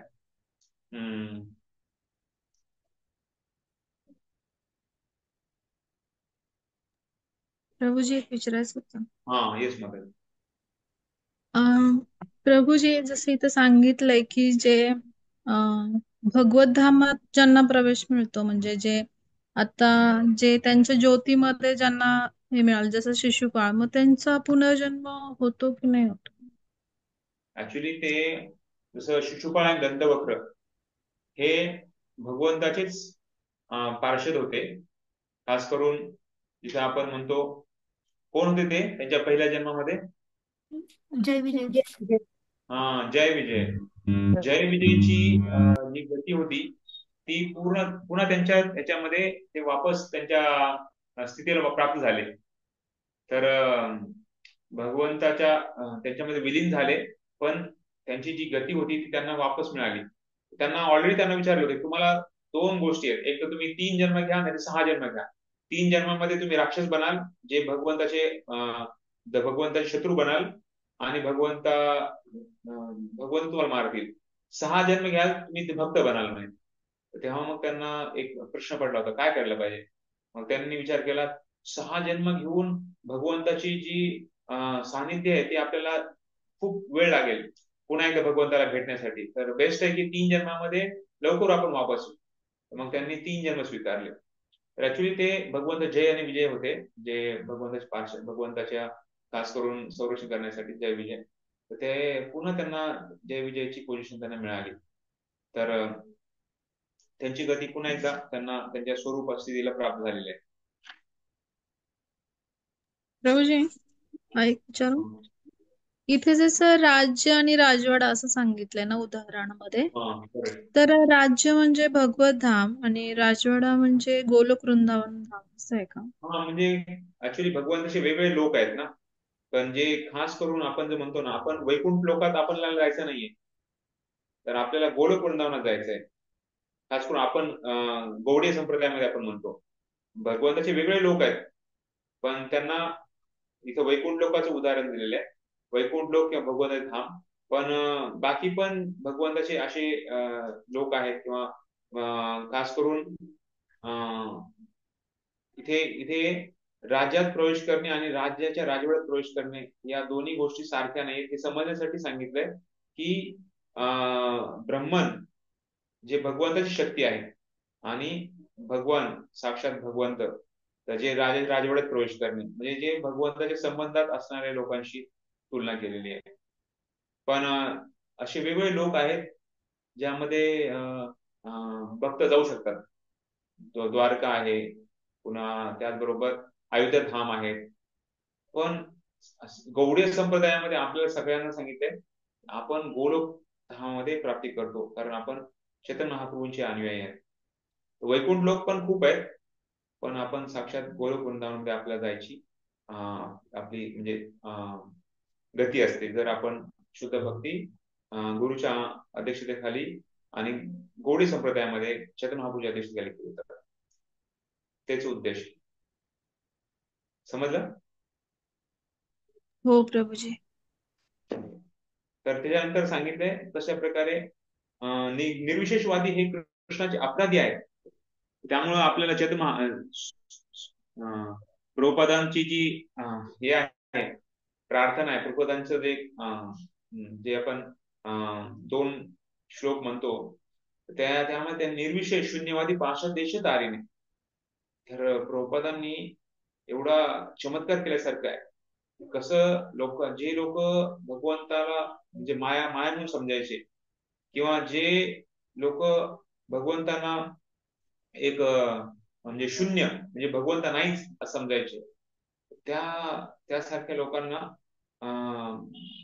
म्हणजे त्यांचा उद्धार प्रभुपादांनी केला. आणि इथे सांगितले परमेश्वराचे शत्रू आहेत ते निर्विशेषवादी परमेश्वराचे शत्रू आहेत, कारण ते परमेश्वराचे अतुलनीय ऐश्वर्य सहन होत नाही आणि द्वेष वृत्तीमुळे सतत स्वतःला परमेश्वराच्या समान स्तरावर ठेवण्याचा प्रयत्न करत असतात. तर एवढं दुर्योधनाला माहित होतं की कृष्णाची काय जागा आहे, कृष्णामध्ये किती शक्ती आहे, पण तरी पण दुर्योधनांनी त्यांना स्वीकारलं नाही. तर हे बघतो आपण असुर वृत्तीचे जे लोक असतात तर ते भगवंताला मानत नाही, भगवंताचं ऐश्वर्य त्यांना सहन होत नाही. आणि त्यामुळे ते वराहदेव जेव्हा होते तेव्हा जो हिरण्याक्ष होता तो हिरण्याक्ष वरुण देवावर जाऊन म्हणला की मला कोणतरी असा एक मला प्रतिस्पर्धी दे जो माझ्या बरोबर युद्ध करण्याच्या लायकीचा असेल.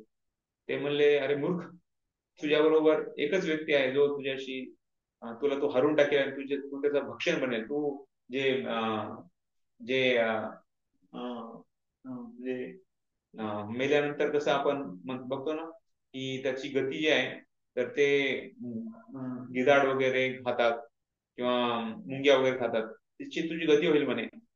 तर त्यामुळे मला लगेच जायचं त्याच्याकडे. तो कोण म्हणजे हिरण्याक्षला म्हणे तो आहे वराहदेव. आणि त्यानंतर मग दोघांचं युद्ध भयंकर युद्ध झालं. जसं वराहदेवाला त्यांनी मारण्यासाठी थोडेसे प्रहार पण केले, तसंच राधानाथ स्वामी महाराज सांगतात आपणही वराहदेवचे प्रतिनिधी आहोत. आपल्यामध्ये पण जेव्हा आपण प्रचार करायला जातो तेव्हा आपल्यावर घात होतील, आपल्याला लोक जसं त्यांनी पण खूप अपशब्द बोलले वराहदेवला, त्याप्रमाणे आपल्याला पण लोक अपशब्द बोलतील, नाकारतील, स्वीकारणार नाही, पण तरी पण भक्त माघार घेत नाही. त्या जसं वराहदेवनं पण त्यांना मारलं त्याप्रमाणे भक्त पण बऱ्याच वेळेस या जगामध्ये राहताना अशा स्थितीमध्ये येतो, पण तरी पण आपण आपले प्रामाणिक प्रयत्न केले पाहिजे. आणि शेवटी भगवंत जसं भगवंत सांगतात योगक्षेम वहाम्यहम, तर भक्तासाठी जे काही आवश्यक आहे, जे काही गरजेचं आहे ते भगवंत नक्कीच प्रदान करतील. हा भक्तांचा विश्वास. कधी कधी एखादा निर्विशेषवादी मनुष्य हळूहळू प्रगती करून भगवंताच्या सविशेष धारणेपर्यंत प्रगती करू शकतो आणि हे होऊ शकते, पण त्यासाठी मात्र त्याला कुठल्या तरी जसं आपण म्हणतो ना थोडं थोडं थोडं थोडं करून आपण थेंबे थेंबे तळे साचे, त्याचप्रमाणे कशा ना कशा प्रकारे आपण थोडं थोडं त्यांना एक हे दिलं पाहिजे, जेणेकरून त्याचा तो वाटा आहे तो वाढेल. तर त्यांच्या भक्तीसाठी त्यांना पोषक असं काहीतरी दिलं पाहिजे, जेणेकरून कधी ना कधी ते भक्तीमध्ये येतील.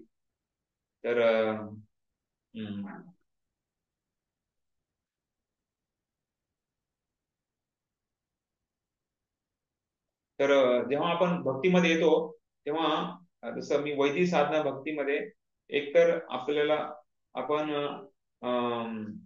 गुरुच्या अध्यक्षतेखाली किंवा एक शास्त्राच्या अध्यक्षतेखाली आपण आपली भक्ती करत असतो, आणि तोच आपल्याला एक भक्ती करण्यामध्ये खूप मोठा म्हणजे मार्ग असतो. खास करून प्रेरणा असते, प्रेरणा की मला भीती आहे म्हणून मी करतो, किंवा मला गुरुचं आदेश आहे त्यामुळं, नाही तर मला शास्त्राचा आदेश आहे त्यामुळं.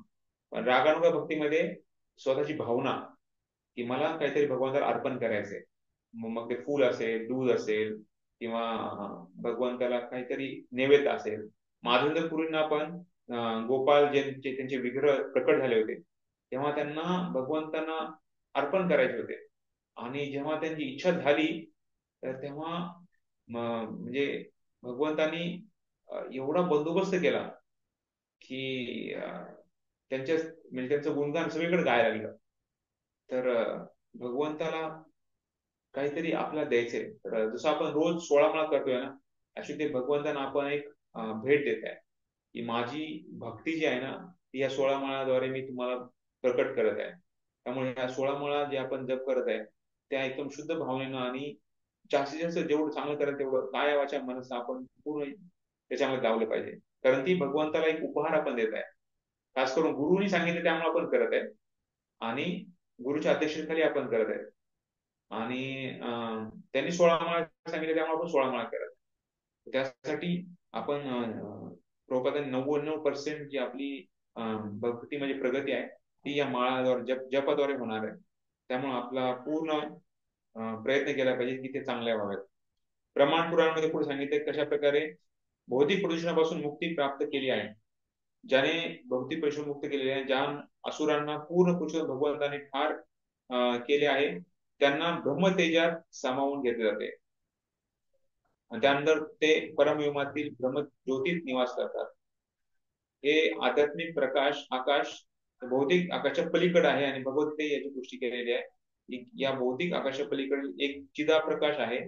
परमेश्वर शत्रू आणि निर्विशेषवादी यांना त्या तेजामध्ये प्रवेश देण्यात येत असेल, परंतु कृष्ण भक्तांना मात्र शेवटपर्यंत जे आध्यात्मिक लोकांमध्ये किंवा आध्यात्मिक ग्रहामध्ये प्रवेश दिला जातो. शुद्ध भक्तांनी पूर्ण पुरुषोत्तम भगवंताविषयी स्वाभाविक प्रेम विकसित केल्यामुळे त्यांना या आध्यात्मिक ग्रहात प्रवेश दिला जातो आणि त्या ठिकाणी ते पूर्ण पुरुषोत्तम भगवान संगती दिव्य आनंदाचा लाभ घेतात. जन्म कर्मच मे दिव्यम एवं योगविदित होता त्यक्त्वा देहं पुनर्जन्म नैति मामेति स्वअर्जुना. तर भक्तांना जन्म आणि कर्म भगवंताचे दिव्य आहे आणि ते तत्वतः जाणतात. त्यामुळं भगवंताची ही भगवंत त्यांना ती गती देतात. आणि त्यामुळे इथं पुन्हा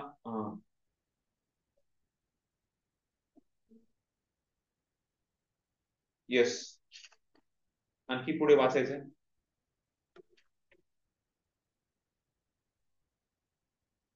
प्रशांत तू हा एक मिनिट बोलली. हरे कृष्ण ब्रजवाची राधानंद हरे कृष्ण. आता श्रील रूप गोस्वामी निर्विशेषवादी आणि सविशेषवादी किंवा भक्त यांना प्राप्त होणाऱ्या सिद्धीमधील भेद स्पष्ट करीत आहेत. साधारणपणे निर्विशेष उपासक आणि पूर्ण पुरुषोत्तम भगवंतांचा द्वेष करणारे लोक यांना जेव्हा आणि जर आध्यात्मिक सिद्धी प्राप्त झालीच तर त्यांना ते झाले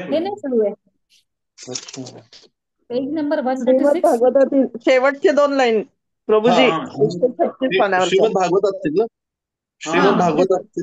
श्रीमद भागवतातील 10.87.23 या श्लोकात मूर्तिमंद वेद परमेश्वराची प्रार्थना करताना असे म्हणतात, हे प्रभू, योगीजन तुमच्या एक देशीय स्थित स्वरूपावर ध्यान करतात व त्यामुळे त्यांना अव्यक्त ब्रह्मज्योतीत विलीन होण्याचे आध्यात्मिक पूर्णत्व प्राप्त होत असते. शत्रुत्वाने तुमच्याशी संबंध ठेवणाऱ्यांनाही तेच पूर्णत्व ध्यान क्रिया केल्याविनाही प्राप्त होत असते. तुमच्या सर्पाकृती भुजांनी अलिंगित झालेल्या गोपींना कामुक वृत्ती असूनही तेच पूर्णत्व प्राप्त झाले होते. आणि आमच्याविषयी सांगायचे तर आम्ही विविध वैदिक शाखांचा अधिकार असलेले देवतागण असल्यामुळे आम्ही गोपींच्याच चरणचिन्हाचे अनुसरण करू इच्छितो आणि या प्रकारे आम्हीही ते पूर्णत्व प्राप्त करण्याची आशा ठेवून आहोत. आणि यामधील तेच पूर्णत्व या शब्दांचा अर्थ आपण पूर्वी दिलेला सूर्य आणि सूर्यप्रकाशाच्या उदाहरणावरून नुसार समजला पाहिजे. निर्विशेषवादी साधक सूर्यप्रकाशासारख्या ब्रह्मज्योतीत विलीन होतात, तर पूर्ण पुरुषोत्तमावर प्रेम करणारे भक्त त्यांच्या गोलोक वृंदावन नामक सर्वोच्च ग्रह लोकात प्रवेश करतात. गोपींच्या काम भावाचा कोणत्याही प्रकारच्या मैथुन क्रियेशी काहीही संबंध नाही. श्रील रूप गोस्वामी या ठिकाणी असं स्पष्ट करतात की ही काम इच्छा म्हणजे भक्ताची श्रीकृष्णांची विशिष्ट वृत्तीने संग करण्याची इच्छा होय. पूर्णावस्थेत प्रत्येक भक्ताला भगवंताविषयी एक प्रकारचे स्वाभाविक आकर्षण असते. कधी कधी या आकर्षणाला त्या भक्ताची काम इच्छा असे म्हटले जाते. हा काम म्हणजे भगवंतांची काही विशिष्ट रूपामध्ये सेवा करण्याची भक्ताच्या मनातील अतीव इच्छा होय. वर करणे असे भासेल की हा काम म्हणजे भगवंतांचाच उपभोग घेण्याची इच्छा आहे, परंतु वास्तविकपणे असे घडते की या रूपात तो भक्त श्रीकृष्णांची विशिष्ट प्रकारे सेवा करण्याची इच्छा करतो.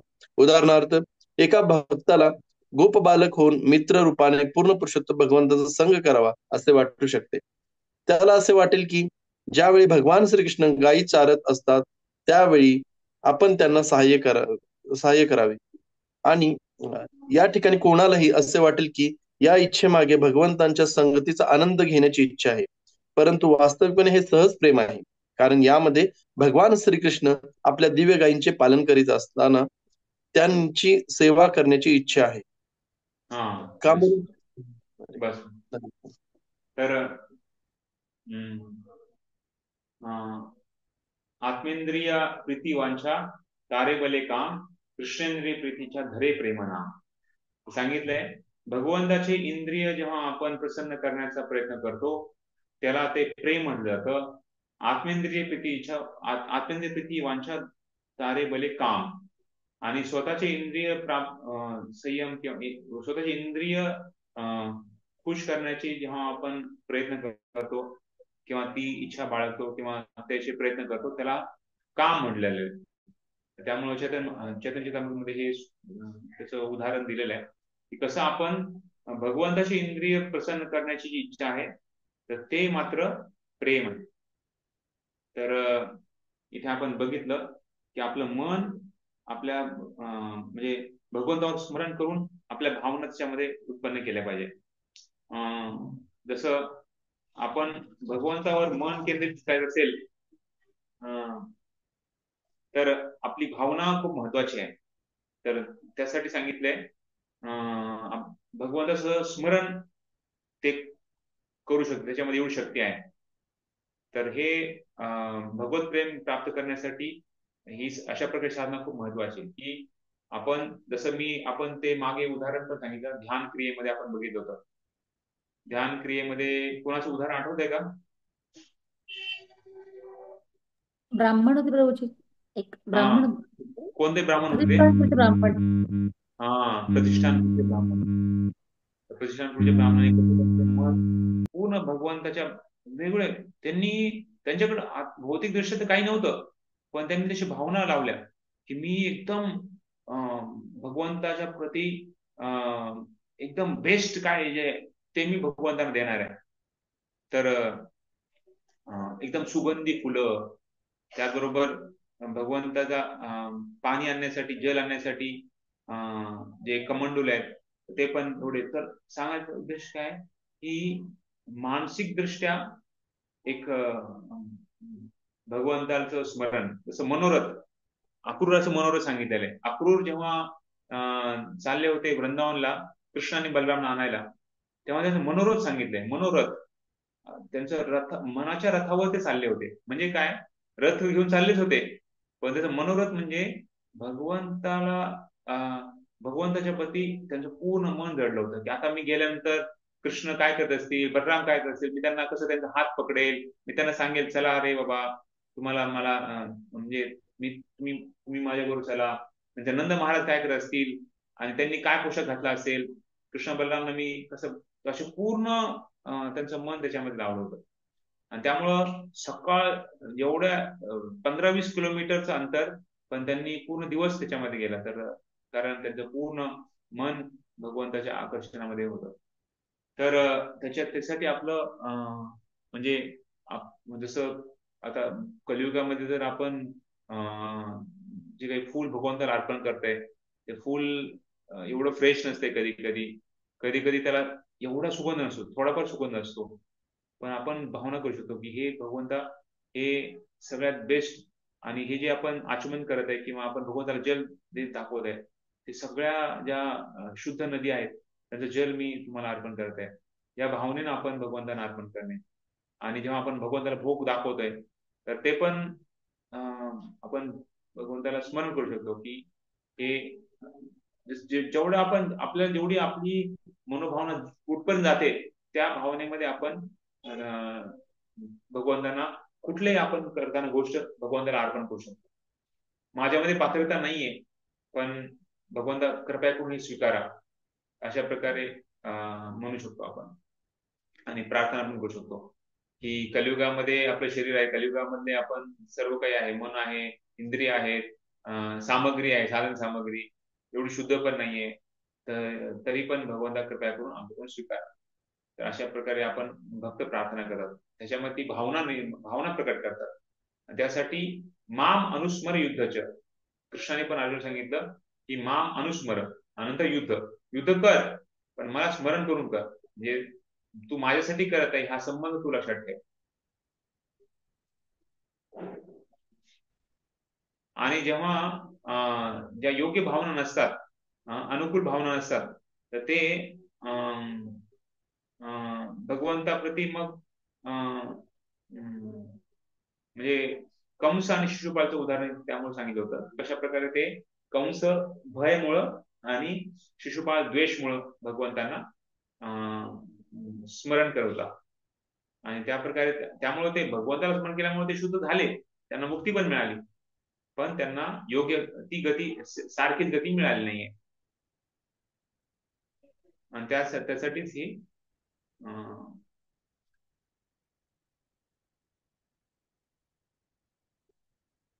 ठीक आहे. तर हे बघितलं आपण. शेवटचं आता जे आपण वाचलं, काम भावाचा कोणत्याही प्रकारचा मैथुन क्रियेशी काही संबंध नाहीये, गोपींच्या काम भावाचा. त्यासाठीच रूप गोस्वामी इथं स्पष्ट करतात की काम इच्छा म्हणजे भक्ताची कृष्णाशी विशिष्ट गतीने वृत्तीने संग करण्याचा इच्छा होय. तर काम म्हणजे एक इच्छा आहे की भगवंताला काहीतरी आपण सेवा करण्याची, भगवंताला काहीतरी विशिष्ट रूपामध्ये सेवा करण्याची भक्ताच्या मनात अतीव इच्छा आहे, तर त्याला काम म्हटलेलं आहे. बऱ्याच वेळेस काम म्हणजे एक म्हणजे इंद्रिय तृप्तीची इच्छा होते, पण इथे काम म्हणजे भगवंताचा उपभोग घेण्याची इच्छा नाहीये, भगवंताला सेवा करण्याची इच्छा आहे. तर वेगळ्या विशिष्ट रूपामध्ये सेवा, जसं इथं उदाहरण सांगितलं गोप बालक, मला काहीतरी मिळावं असं नाही, जसं त्यामुळे सांगितलं आत्मेंद्रिय प्रीतीच्या वांछा तारे भले काम, आणि कृष्णेंद्रिय प्रीतीच्या धरे प्रेमना. त्याला कृष्णाची इंद्रियाची प्रसन्न करणे म्हणजे ते प्रेम आहे. आता शेवटचं ते कामरूपा भक्ती, कामरूपामध्ये वाचायचं आहे. हरे कृष्ण.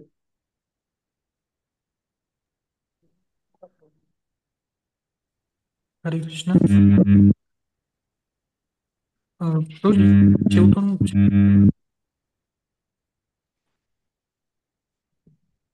उद्धवांसारखे महान भक्त. हरे कृष्ण. नाही प्रभूजी, 138 पेज, कामरूपा तिथनं सुरू. अच्छा, कामरूपा. भगवंताची सेवा करण्याची ही अतीव इच्छा दिव्य ब्रजधामात प्रकट होते व त्या ठिकाणी ती विशेष करून गोपिकांमध्ये प्रकट होत असते. गोपिकांचे भगवान श्रीकृष्णांविषयीचे प्रेम इतके उदात्त आहे की कधी कधी आपल्या समजुतीसाठी तिचे स्पष्टीकरण काम इच्छा म्हणून केले जाते. श्री चैतन्य चरितामृतकार कविराज कृष्णदास गोस्वामी यांनी काम इच्छा आणि सेवाभाव यांच्यातील भेद अशा प्रकारे स्पष्ट केला आहे.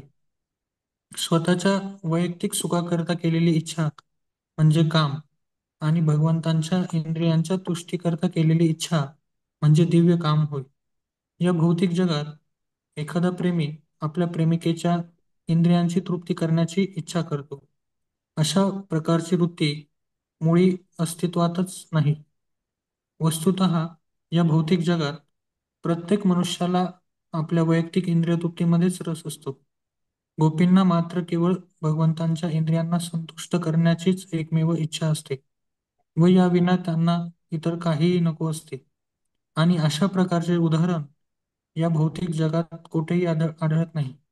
म्हणून गोपींच्या कृष्णांवरील भाव प्रेमाला कधी कधी विद्वान लोक भौतिक जगातील काम इच्छा स्पष्ट करतात, परंतु हे स्पष्टीकरण आपण शब्दशः स्वीकारता कामा नये. दिव्य प्रेमाची स्थिती समजावून सांगण्यासाठी विद्वानांनी केलेला हा एक प्रयत्न आहे. उद्धवांसारखे महान भक्त भगवान श्रीकृष्णांचे अत्यंत निकटचे मित्र आहेत आणि ते देखील गोपींच्या चरणचिन्हांचे अनुसरण करू इच्छितात. म्हणून गोपींचे श्रीकृष्णांविषयीचे प्रेम हे निश्चितच भौतिक कामवासना नव्हे. अन्यथा उद्धवांसारख्या त्यांच्या चरणचिन्हांचे अनुसरण करण्याची अभिलाषा का व्हावी? याचे दुसरे उदाहरण म्हणजे स्वतः भगवान श्री चैतन्य महाप्रभू.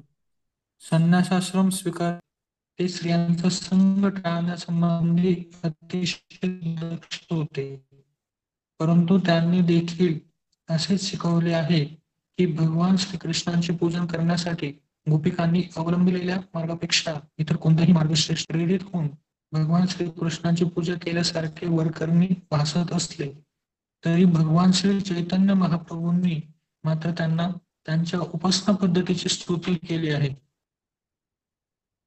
या वस्तुस्थितीचा अर्थ असा आहे की जरी गोपिकांचे श्रीकृष्णांविषयीचे आकर्षण कामुक भासत असले तरी त्यात भौतिकतेची किंचितही छटा नाही.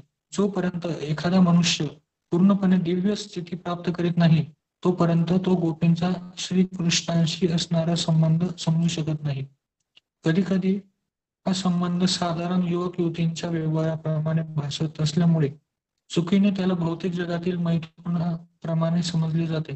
दुर्दैवाने ज्या लोकांना गोपी आणि श्रीकृष्णांच्या प्रेमसंबंधाचे दिव्य स्वरूप समजत नाही ते असा ग्रह करतात की हा एक भौतिक व्यवहार आहे आणि म्हणून ते या संबंधी कधी कधी अतिशय कामुक स्वरूपाची चित्रे आधुनिक पद्धतीने रेखाटतात. या उलट कुब्जेच्या काम वासनेला मात्र विद्वानांनी कामप्राय इच्छा असे म्हटले आहे.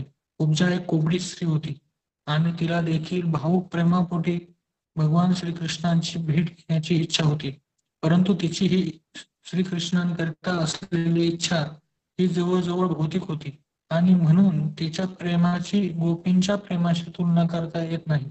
तिच्या प्रेमाला कामप्राय किंवा जवळजवळ गोपींच्या प्रेमासारखी इच्छा असे म्हटले जाते. हरे कृष्ण. हरे कृष्ण. तर जसं बऱ्याच वेळेस आपण कधी कधी कुठे जातो आणि काही काही लोक खूप आपल्याबद्दल म्हणजे मदत करायची इच्छा ठेवतात. जसं रेल्वेमधून कधी कधी रेल्वे स्टेशनवर लोक म्हणतात चला चला चला तुमचं सामान घेतो आम्ही, चला आमची रिक्षा आहे, रिक्षा बसू शकता. तर कधी कधी वाटतं अरे हे खूप आपली मदत करण्याची किंवा सेवा करण्याची इच्छा आहे, पण नंतर मग कळतं की ऍक्च्युली बऱ्याच वेळेस त्यांचं मीटर बरोबर नाहीये किंवा जास्त पैसे ते मागतात. तर ते सेवा करण्याची इच्छा आहे, पण खरं बघितलं तर त्यांची स्वतःची एक काम इच्छा आहे. आणि कधी कधी लोक येतात मंदिरामध्ये, त्यांना खूप आपण आदर देतो, सन्मान देतो, त्याला चांगली सेवा करण्यामध्ये, त्यांना चांगलं मार्गदर्शन करण्यामध्ये आपण वेळ देतो, पण त्यांना कधी कधी वाटतं की अरे हे मला एवढं का पाहुणचार करतो, एवढं माझ्या पुढे मागं का करतोय, मला काय पाहिजे का माझ्याकडून? तर नाही नाही, आम्हाला काय पाहिजे, तुम्ही चांगली जीवनाचं सार्थक करा, मनुष्य जीवनाचा उद्देश प्राप्त करा, हीच आमच्याकडून इच्छा आहे. तर त्यामुळे सांगितले कधी कधी प्रेम हे काम वाटतं आणि कधी कधी काम हे प्रेम वाटतं. तर जसं ते रिक्षावाला ते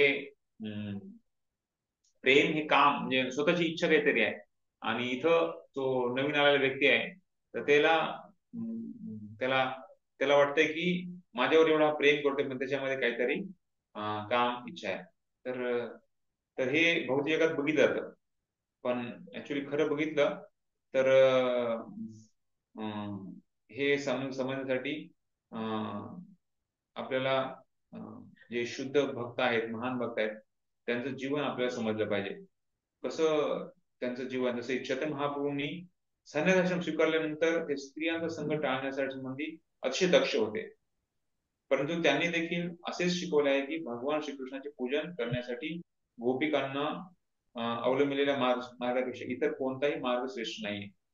आराध्यो भगवान म्हणजे तद्धाम वृंदावनम रम्या काचित् उपासना व्रजवधू वर्गेण या कल्पिता श्रीमद्भागवतं प्रमाण अमलं प्रेम कुमर्तो महान श्री चैतन्य महाप्रभू मदविनम तत्रादरणापरा. त्याचं वचन महाप्रभू सांगतात की कशा प्रकारे एकच भागवत आहे, एकच ग्रंथ आहे भागवत आहे, ज्याच्यामध्ये पूर्ण आपल्या जीवनाचं सार्थ दिलेलं आहे. आणि गोपींची कशा प्रकारे जी भावना आहे, गोपींची जी भक्ती आहे ती सगळ्यात श्रेष्ठ आहे आणि ते आपल्याला एक रोल मॉडेल आहे. तर त्यासाठी चैतन्य महाप्रभू त्यांचं गुणगान गायलेलं आहे. आणि जसं गोपिकांची श्रीकृष्णाविषयीची आकर्षक कामक भासत असले तरी भौतिक त्याची किंचितही छटा नाहीये. तर त्यामुळं आपल्या भौतिक इंद्रियाद्वारे या जी भावना शुद्ध नाहीये तो त्याला समजू शकणार नाही. आणि संबंध योग युक्तीच्या व्यवहाराप्रमाणे भासत असल्यामुळे चुकीने त्याला भौतिक जगातील मैथुनाप्रमाणे समजत आहे. त्यामुळे आपण बघतो कशा प्रकारे आज समाजामध्ये बऱ्याच वेळेस हे खास करून गोपिका सारखं हे करणं किंवा आज समाजामध्ये हे बघितलं जातं. पण ऍक्च्युली खरं बघितलं तर हा संबंध दिव्य संबंध आहे. भगवंता गोपी आणि कृष्णाचे जे संबंध आहे ते सहजासहजी लोकांना समजू शकत नाही, कारण आपलं मन आणि इंद्रिय शुद्ध नाहीये. जोपर्यंत इंद्रिय आणि मन शुद्ध नाहीये तोपर्यंत आपण दिव्य ज्ञान घेऊ शकणार नाही. त्यासाठी आपण गुरुना प्रार्थना करतो, ओम अज्ञान तिमिरांधस्य ज्ञानांजन शलाकया चक्षुरुन्मिलितं तस्मै श्री गुरवे नमः. गुरुला प्रार्थना करतो आपण जेणेकरून आपले जे जे इंद्रिय आहेत तर ते दिव्य ज्ञानाची प्राप्ती करू शकतात. जे अज्ञानरूपी जे इंद्रिय आहेत तर त्याला चक्षु म्हणजे त्यांना एक दिव्य दृष्टी द्यावी आणि श्रवणाद्वारे आपण समजायचंय. या डोळ्याद्वारे किंवा भौतिक इंद्रियाद्वारे आपण भगवंताला समजू शकत नाही. पण गुरुची कृपा झाली, भगवंताची कृपा झाली तर मात्र आपण जे काही तत्वतः जसं आहे तसं आपण समजू शकतो. आणि शेवट सांगितलं कशा प्रकारे कुब्जा त्यांनी पण भगवंताला जी भक्ती केली आहे, भगवंताच्या संबंध प्राप्ती करण्यासाठी जी प्रार्थना केली, पण त्याच्यामध्ये त्यांची कामप्राय इच्छा होती असं सांगितलं. आणि स्वतःला म्हणजे हे जसे गोपीसारखी वाटत होती, गोपींच्या प्रेमासारखी इच्छा होती, पण त्याच्यामध्ये पण त्यांचा काहीतरी हेतू होत होता असं. तर अशा प्रकारे रागात्मिका भक्ती आपण बघतो. रागात्मिकामध्ये 2 प्रकारच्या भक्ती बघितल्या. कुठली 2 प्रकार भक्ती आहे? कामरूपा, संबंध रूपा. काम रूपा आणि संबंध रूपा. तर कशा प्रकारे संबंध रूपामध्ये आपण कुणाचं उदाहरण बघितलं? दास्य साख्य वास्तव दास्य साख्य आणि वास्तव. दास्य साख्य वात्सल्य, बरोबर. कशा प्रकारे खास करून गोपालकांचं उदाहरण बघितलं आणि यशोदामाईचं पण उदाहरण बघितलं वात्सल्य रूपामध्ये. आणि दास्यामध्ये कशा प्रकारे हनुमंताचं उदाहरण आहे. आणि नंतर काम रूपामध्ये माधुर्य रस, त्याच्यामध्ये गोपींचं उदाहरण. तर अशा प्रकारे हे रागात्मिका भक्ती आहे. आणि त्यानंतर रागात्मिक भक्तीचे अधिक वर्णन ते 16व्या अध्यायामध्ये पुढच्या आठवड्यामध्ये बघू. हरे कृष्ण. हरे कृष्ण. प्रभूजी शंका होती जरा. येस प्रभूजी एक पॉइंट तुम्ही सुरुवातीला सांगितलं ते स्किप केला मी, फक्त ते एक मला पाहिजे होतं आणि नंतर 2 प्रश्न होते. ते प्रभूजी तुम्ही 64 अंगामध्ये जे 4 गोष्टींना प्राधान्य दिले नाही परंतु त्याला महत्वाचे आहे, त्यातलं मी बाकी 3 लिहिले ते एक माझं स्किप झाले. ज्ञान आणि वैराग्य, संपत्ती आणि अनुयाय आणि सद्गुणांचा विकास. पहिलं काय सांगितलं तुम्ही? वर्णाश्रम धर्म. वर्णाश्रम. आणि प्रभूजी माझं तुम्हाला कळेल 13वा अध्याय. ओके प्रभूजी. प्रश्न असा होता प्रभूजी, गोपींचे प्रकार तुम्ही सांगितले होते जसं की श्रुतिचारी गोपी, देवकन्या आणि ऋषीचारी. मग हे देवकन्या पण समजलं, हे श्रुतिचारी काय आहे? श्रुती म्हणजे आपण आता बघितलं ना, श्रुती ज्या जसं आपण म्हणतो ना की आता आपण बघितलं बघा ऋषींच्या आता वाचून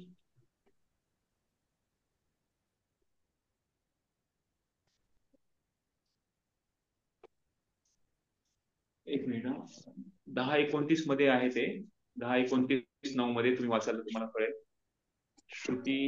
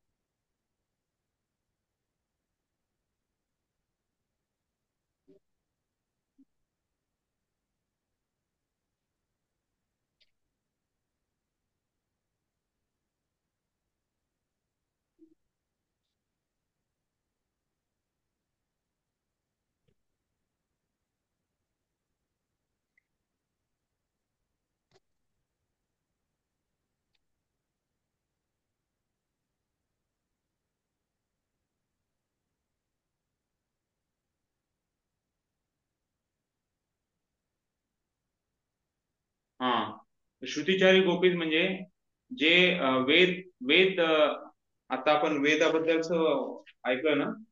हो हो, मूर्तिमंद वेद. हो, मूर्तिमान वेद. तर हा, ते त्यांचा एक समुदाय. अच्छा त्यांना पण भगवंताची सेवा करायची होती. तर अच्छा. हा हा, त्यासाठी त्यांना पण गोपी म्हणून त्यांची बनलेले आहे. अच्छा. आणि प्रभूजी हे देवकन्या जे आहेत हे तर म्हणजे आता जर आपण पाहतोय की म्हणजे भौतिक जगामध्ये आहे ना, स्वर्गामध्ये देवी देवता राहतात वगैरे. मग यांच्या हा, कन्या मग गोपीमधनं मग ते पुढच्या जन्मात जातात का तिथे गोलोक मध्ये देवकन्या जे गोपी? आहेत ना, हा तर त्यांचं सांगितलेलं आहे कशा प्रकारे म्हणजे देवी देवतांच्याच कन्या आहेत. त्यांचा हा, पण इच्छा होती की भगवंताच्या म्हणजे सेवा करण्याची. त्यांना पण भगवंतानी ते हे केलं. मग त्यांना डायरेक्ट भौतिक जगामधून डायरेक्ट आध्यात्मिक जगामध्ये जातात का ते याच जन्मामध्ये? नाही, ते शुद्ध होतात ना.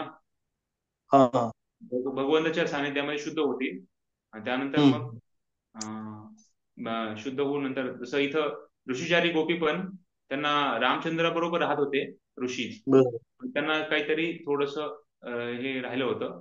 त्यासाठी ते शुद्ध इथं झाले कृष्णाच्या बरोबर आणि त्यानंतर मग ते भगवतधामाची प्राप्ती केली. थँक्यू प्रभू. हरे कृष्ण. दत्त. ऍक्च्युली मुक्ती बाकी सर्व अवतार देऊ शकतात, पण डायरेक्ट भगवंताची जी गोलोकधामाची प्राप्ती आहे ती कृष्णामार्फत होऊन जाईल. ठीक आहे. हरे कृष्णा. श्रील प्रभुपाद की जय. गौर भक्तवृंद की जय. कोणाचा आणखी प्रश्न आहे काय? प्रभूजी हा, बोला. गोपींच्या प्रकारांमध्ये हे तीनच प्रकार आहे का प्रभू? काय काय? गोपींच्या प्रकारामध्ये हे 3 प्रकार आहे का? नाही नाही नाही श्रुतिचारी नाही, गोपी? आनंद, खूप प्रकारच्या गोपी आहेत. मी 3 प्रकार सांगितले, असे खूप प्रकारचे गोपी आहेत. तर अच्छा. ते हा, मी फक्त 2-3च सांगितले, पण असे खूप प्रकारच्या गोपींचे समुदाय आहेत आणि त्या कोणत्या वेगवेगळ्या समुदायामध्ये ते अष्टसखी वेगळी कोणत्या सेवा गोपींमध्ये करतात येतात? भगवान. काय म्हणे? अच्छा. अष्टसखी जे आहेत त्या गोपी कोणत्या प्रकारांमध्ये येतात असं? नित्य सिद्ध मध्ये. कोणत्या गोपी? हा, त्या तर नित्यसिद्ध आहेत. त्यांना म्हणजे ते ओके. पूर्ण भगवंत त्यांनी पूर्ण त्यांच्या शाश्वत दृष्ट्या ते शुद्ध भक्त आहेत. हम्म. ठीक आहे. हरे कृष्ण. धन्यवाद.